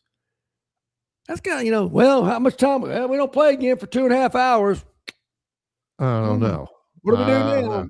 Do they take their uniforms off? Do they put on different uniforms? Oh, yeah. You're not wearing the same uniform. Huh. Like the same athletic supporter and stuff. Okay, so we got a double header today. We got full slate of games. There were a lot that caught my attention. Okay. There was one that caught my attention that will actually be on ESPN tonight in LA. The Angels hosting the Astros, but you got to lay money on both sides. That means that it's very equal. The handicappers believe that it could go either way in that one. So, we like a home dog. Get it? Phantoms Daily dog. So we're going to go with a game, Barry, which I find this one, you're going to have to help me out with these pitchers. Okay. Because this game will take place at, let me find it here. I think they're playing today. Uh-oh. Oh, yeah, here we go. At 6:40. 6:40 tonight, where we have the New York Yankees, who are currently 2.5 games out of first place in the American League Eastern Division, traveling to the Chicago White Sox, who currently have a 2-game lead. They are leading the Central Division of the American League. And for some unbeknown reason, the White Sox are a home underdog. They're catching plus 115 tonight against the Yankees. Jarrett Cole against Anthony Kay. Yes. I think Anthony Kay's won some money for me already this year. I think you're very – normally he's a relief pitcher, Yeah. but he's done well. He gets the start. Anthony Kay is 7-4. It's Garrett Cole. Garrett Cole has been one of the best power pitchers in the major leagues over the last several years, largely with the Pirates. He's been with the Yankees, and he's not pitched badly. He's actually pitched pretty well, but he doesn't get much run support. He's 3-5 with a 3.92 earned run average. Not bad. 66 strikeouts and only 12 walks. I think that's the reason why, because when he's on and when they score a couple of runs for him, he is really tough. People may see value and people looking at his record and saying, he's not any good. He is really good. He's not had a whole lot of help. Okay. We're going to still take the home team catching as an underdog. Oh, I like that. the Chicago White Sox. I like it. Barry, if you're interested, you can get in the game for as low as $24 a ticket. Yeah, but you got to factor in, the cost of a Kevlar vest. You've got to factor in that you're going to have to pay extra to park close by because that neighborhood is in, as Jim Croce sang, the baddest part of town. Yeah. And if you go down there, you better just beware of anyway, yeah. So there you go. Leroy Brown. Phantoms Daily Dog. There you have it. There we go. The That's Chicago White Sox at home, a dog against the fabled New York Yankees. Both teams pretty good, by the way. Should be a good game. But according to the Phantom, it's only a good game as dictated by whether they cover for him or not. So that is our Phantoms Daily Dog for the program today. We have already hit on a couple of the things that are out there. I'm monitoring my X account, my Twitter account, to see whether or not the president of the Alabama Panhellenic Association or the president of the Alabama SGA has been dumped by the powers that be for this insane suggestion. It wasn't even suggestion. It was like, okay, y'all, here we go. We're all going to dress in black and white for the Southern Miss game, okay? It'll be fun. Everybody in there for fun. Everybody's in there to win a ball game. God, geez. Yeah, I mean, come on. Where's the black and white? Is it the houndstooth? Is that it? The houndstooth deal's black and white. I mean, there again, what's up with the houndstooth? Coach Bryant hadn't been here since, 1982? Yes. And he only wore houndstooth how many years? 4? 5? Down the stretch? At the end? I don't get that. The black and white, nah, And then fans' choice. I mean, come on. If you're going to have like this little color coordinated deal, how is that coordinated? Fans' choice. I can tell you what fans' choice is going to mean. 2022 SEC championship T-shirt that was bought in Atlanta, and I just throwing out a number. I don't know if they won it in 2022 or not. I don't know, but you know what I mean. Some outdated T-shirt with some championship on it. It wasn't even a national championship. No. Who buys SEC championship T-shirts as an Alabama fan? Who buys SEC Western Division championship T-shirts back when that was a thing? Yeah, there's no more divisions, thank gosh. But yeah, goodness. So somebody, do they not? I mean, I'm serious. In the Panhellenic, because I've never been, I was a Greek pledge my freshman year at the University of Florida. It didn't last long. And I've never been in the College Student Government Association, but I do know, the guys and ladies in the Troy SGA do fine jobs.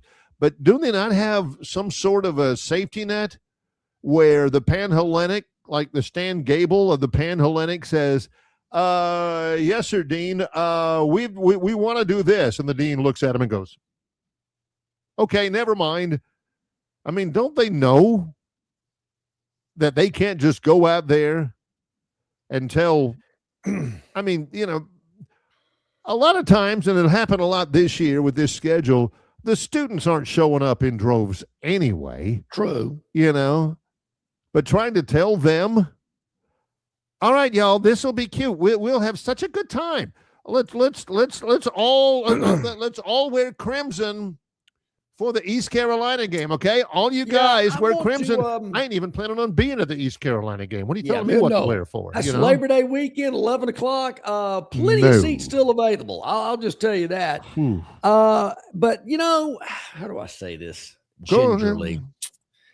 There's certain things that happen on that campus that you need to run by certain people before you just get out there and go, hey, we're doing this. No, you're not. I'm just going to leave it at that. As Fernando, whoever that guy was that I mentioned earlier today, pretty much said, this has been taken down. No, the story's over, done. Like I said, I keep thinking this time tomorrow, it's like it never happened. Everybody,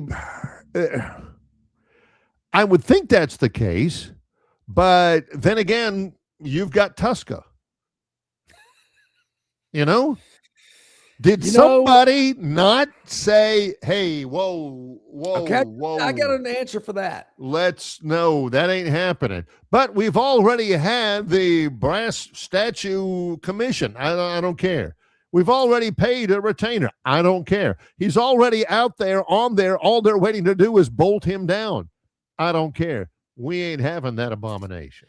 If I was in charge, that's how it would have played out. Because I'm going to ruffle some feathers when I, take over for Greg Gurn when he decides to step down. Yeah. But some big wig at North River Yacht Club that's a big booster because that's where the Tuska was, and they brought it from over there and put it there, and they couldn't tell this big donor no.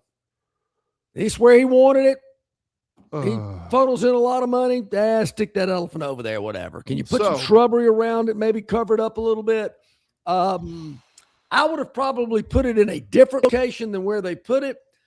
Because actually, as I parked in the Tin Whore parking garage and walked through the back door of my fraternity house, hey, man, how's it going? Good to see you. How you been? What's up? And then walk through the front door, grab a couple of beers on my way out.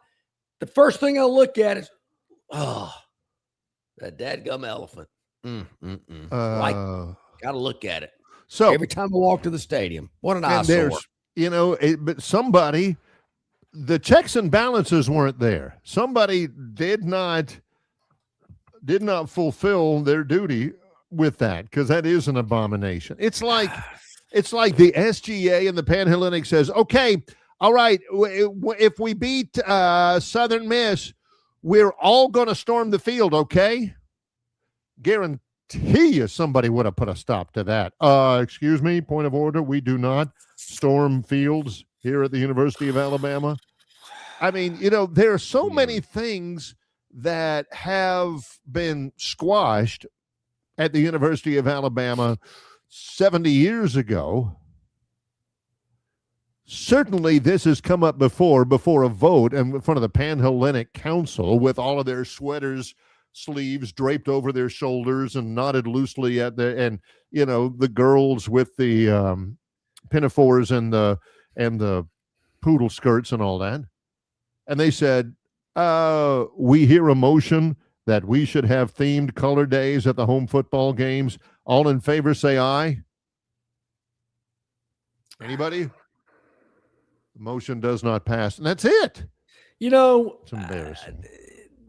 To boil this down even, and there again, as I said, this will be a non-story about Sunset. I'm surprised it's, But if you're going to do it, don't you do it like Tennessee? They go the checkerboard. One section's orange, the other section's white. It looks kind of cool when the blimp takes a shot of the stadium. Now, if you're there in the stadium, it's probably kind of hard to see. Hey, what section of that? What color are they over there? You got to be up, having a high up shot to really notice it. And I do think what Auburn has games where everybody wears navy, everybody wears orange, everybody wears white. Yeah. That I'm okay. But that's Auburn, Black and white and fans' choice. It is not a color day when, hey, just whatever you want to wear. No big deal. I mean, that defeats the purpose. Yes, it does.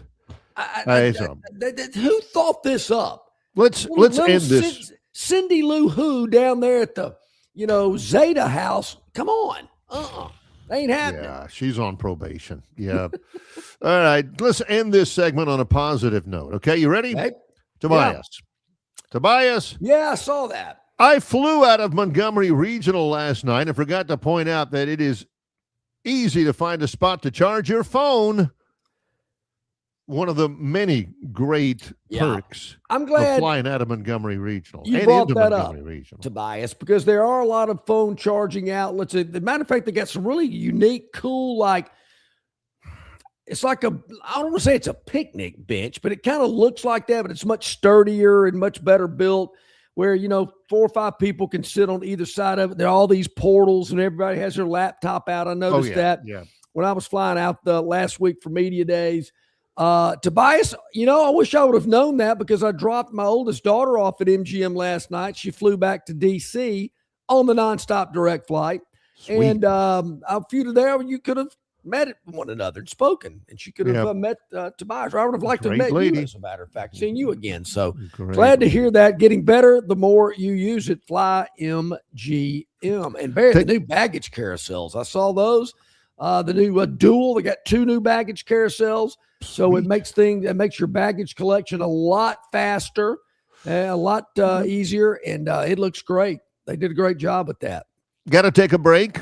And after that, one more break before the Gurn Jr. Victoryland 777 topic wheel. It's Longshore and McKnight in association with Yellowhammer News, presented by Bud Light. Hey, you want your property looking its very best this spring and summer, and River Region Straw has premium long needle pine straw to make that property pop. You're not buying sticks, stems, or pine cones. You're buying premium long needle pine straw from River Region Straw. Kenny and his staff have access to the best pine straw in the region, full of color that will last all season long. And now River Region Straw has a 4th location in Chelsea on Highway 280 to go along with their locations here in Montgomery, Prattville, and Auburn. No order is too big or too small, from a few bales to an 18-wheeler trailer load. To get your River Region Straw, drop by any of their 4 locations or give Kenny a call or text today. 669-5959. That's 669-5959. And have the best looking property this spring and summer with straw from River Region Straw. This summer, Dixie Electric Plumbing and Air is on a Jurassic hunt for the oldest HVAC systems and water heaters in town. If your system is This summer, Dixie Electric Plumbing and Air is on a Jurassic hunt for the oldest HVAC systems and water heaters in town. If your system is a fossil, now's your chance. Replace it between June 1st and July 31st and you could win big. We're giving $2,500 back for the oldest HVAC systems and $1,000 back for the oldest water heater. Even if you don't win, you still score major savings on your new HVAC system, water heater, generator, and or garage door. Don't let your systems go extinct. Call Dixie and it's done. Hey, we're back.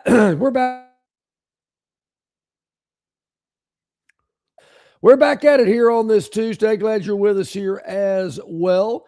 As we mentioned in the first hour, was just kind of curious about the preseason media poll that came out. Don't really put much stock in it, but man, Alabama in the 6th position. Oof. Maybe that's a good thing, Barry, because I don't think the media has accurately picked the champion, but like twice in the last 25 years or something like that. Yeah.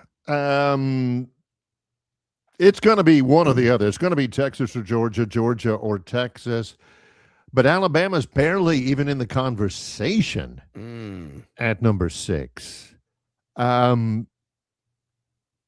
don't see that. I've seen stuff on Twitter, on X, where people are saying they've lost their swagger. I mean, and I said this once before years ago on this program, back in the Shula days and everything.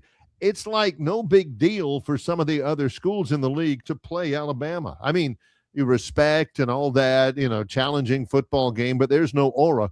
Oh, guys, you hear? Alabama's coming into town this week. It used to not be a very big deal. Yeah. Now for about 12 or 14, whatever years, people were like, oh, crap, we got to play Alabama this week. They'd look at the schedule right about now and say, okay, we can win that one. We can win that one. We can win that one. Ooh, Alabama. Okay. All right. So there's a loss. And move on. Like, it wasn't that way. Then people say, oh, people will always respect the majesty and the aura that's Alabama. Yeah, right. For a while there, it was not a big deal to play Alabama. It wasn't like laughable or anything. It's almost to that point now for some people.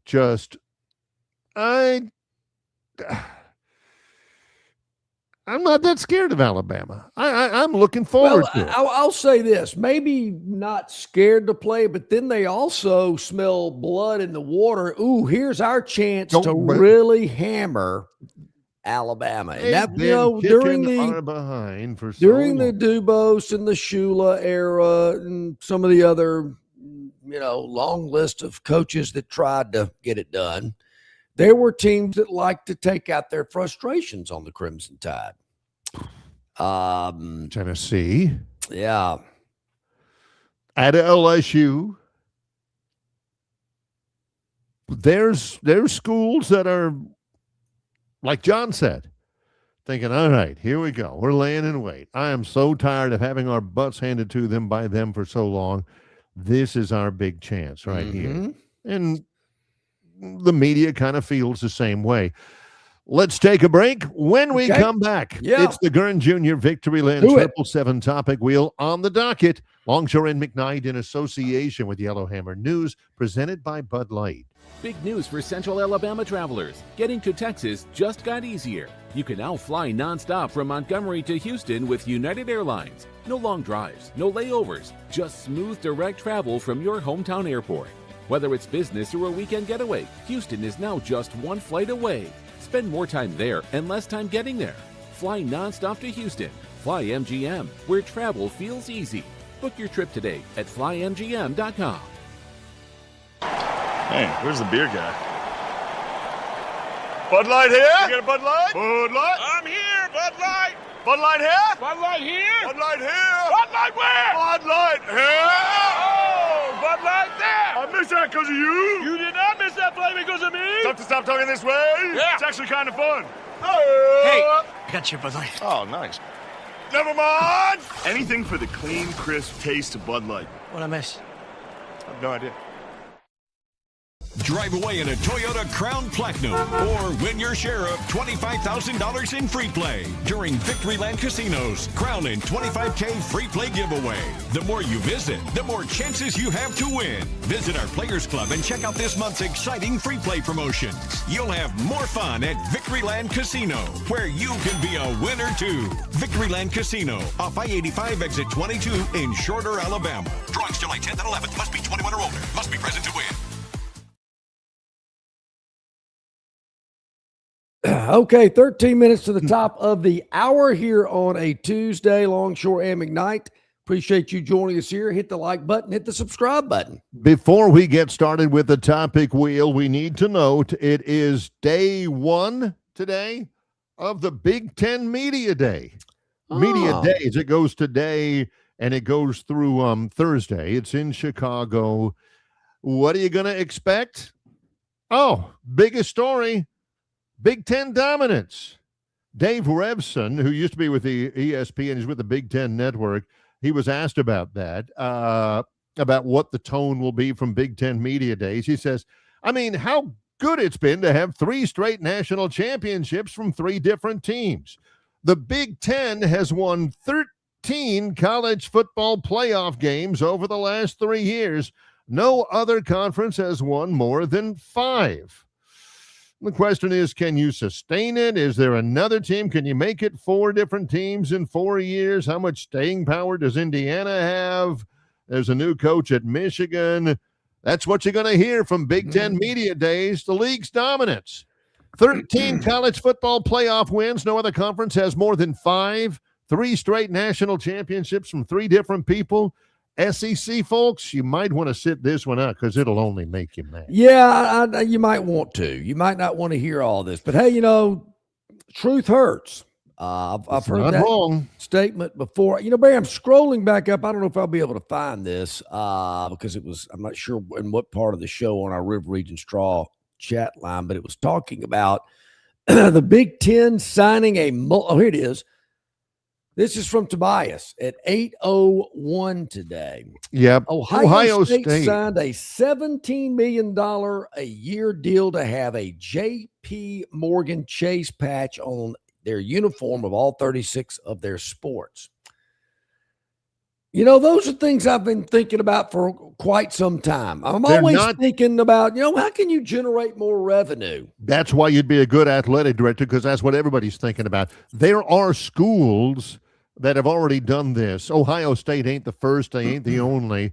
There are a handful, a dozen, 2 dozen schools who have signed deals of some size to get patches on their jerseys. I know a lot of schools are still in the market and are trying to close deals on that. I'm just telling you, that's going to happen in Auburn. That's going to happen in Alabama. Is Yellowwood it's on the field? Yeah. Patches on the jerseys are going to be a thing at the 2 SEC schools. Okay, so Ohio State's getting $17 million a year to wear their patch on everything. Matter of fact, J.P. Morgan could be the uniform for the volleyball team. Who cares? If that's what J.P. Morgan wants, do it. Yeah. Football, maybe not so much, but LSU has something called Woodside Energy patches on every. Arkansas, Tyson Foods. Wisconsin has UW Health. Wyoming has a patch. UNLV has a patch. South Florida has Tampa General Hospital. Memphis has FedEx. If Auburn has one, it'll be Yellowwood. If Alabama has one, Joe Adams says, Aaron Suttle says it ought to be a Chico's bail bonds patch on the Bama jersey. Joe, you're killing me, man. I mean, we addressed that. We said that, that was a news story and everything. I got to tell you, Barry, that one, I did not see that one coming. I did not either. All right, Gurn Jr., Victoryland 777 topic wheel. Here we go. Brought to you by Victoryland 777 Casino, exit 22 off I-85 in Shorter, Alabama. It has been a July full of winning at Victoryland, and July is not done yet. Still plenty of chances for you to be a winner, too, at Victoryland. Let's see what we got here. All right. 6 topics. No clue. No idea what any of these are. Love the titles. John loves the colors on this. Our first one is Happy Birthday Punch. Happy Birthday Punch. I don't know if somebody got punched on their Sucker Punch? Oh, Punch the Monkey. That's right. Okay. He talked about that. Punch the Monkey is now one. That's the monkey that kept hanging on to the stuffed monkey in captivity. Put him in a laundry basket. Goodness. But look at all the cards. Oh, boy. The monkey. Yeah. Not to be confused with Peter Gabriel's Shock the Monkey. No, which would be a good name for a monkey, actually. Yeah. I think about it. He's in Japan. Okay. He's orphaned, and he has locked on to that. No, he was abandoned, and he has locked on to that stuffed orangutan. So that's kind of cool. And there you go. I wish people would be as forthcoming and nice and outgoing and everything when the Phantom loses one as they are to a Japanese monkey. No kidding. A little love out there, folks. Man, that'd be nice. That. Yeah. Hey, thanks for the winning, Phantom. Nope, don't see it. See it for the monkey, but not for the Phantom. Yeah. Here we go.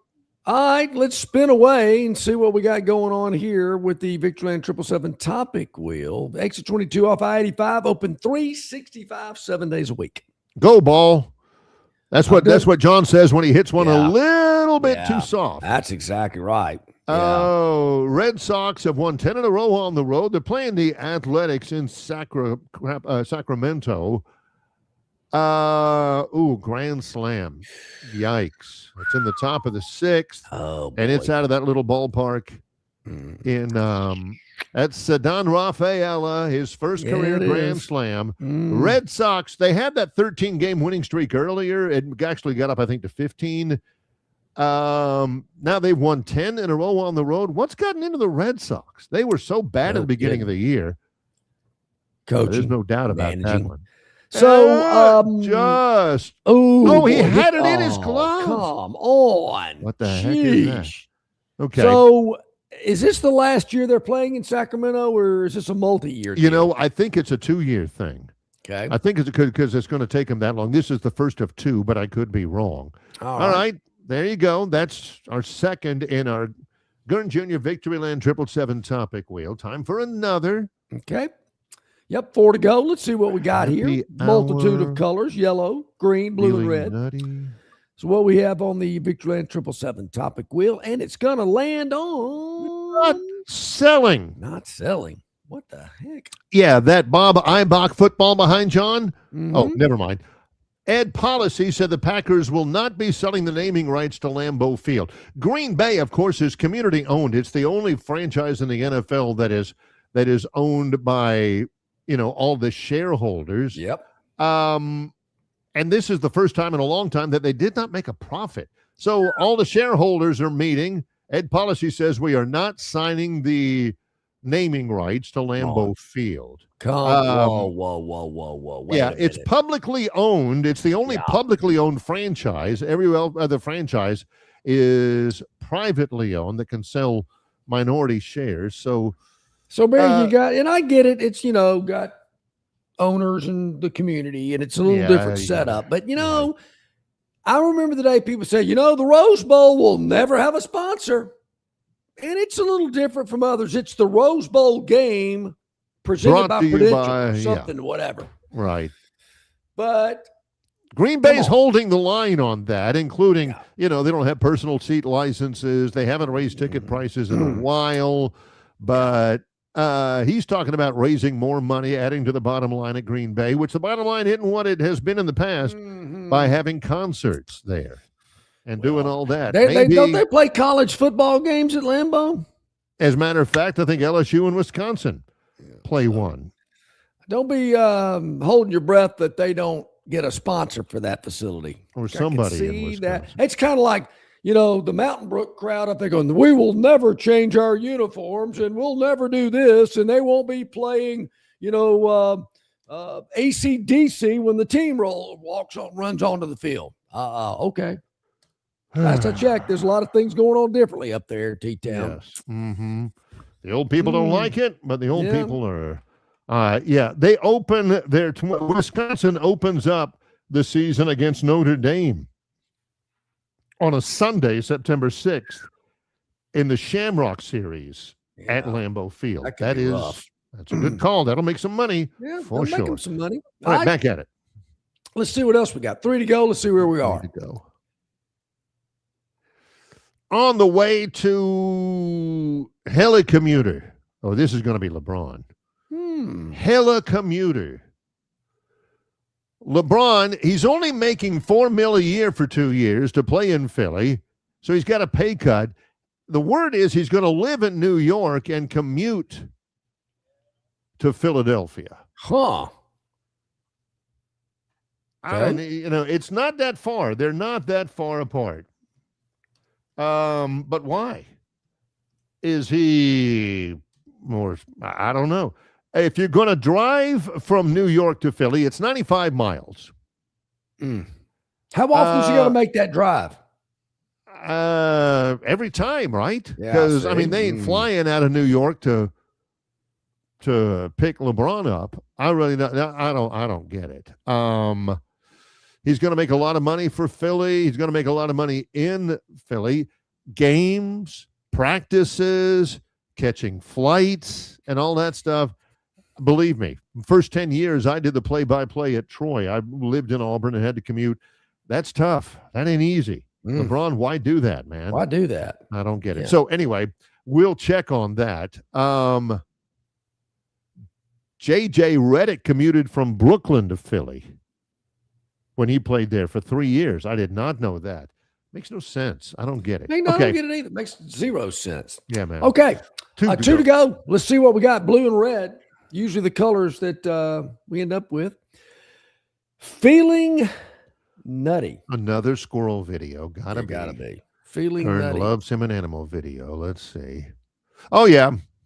Oh, yeah. This was last night. That squirrel, black squirrel at the Baltimore game. Yep. I forget who Baltimore was playing, but that squirrel kept going for a while. Everybody's chasing him. God bless him. And the Jason Benetti. So I guess it must have been the Tigers, maybe. Yeah, It was the Tigers. Okay. This is in Detroit. Yeah. They were doing play-by-play of it. That squirrel, they could not catch him. That guy's holding open the door like that squirrel's going to run through it. Give me a break.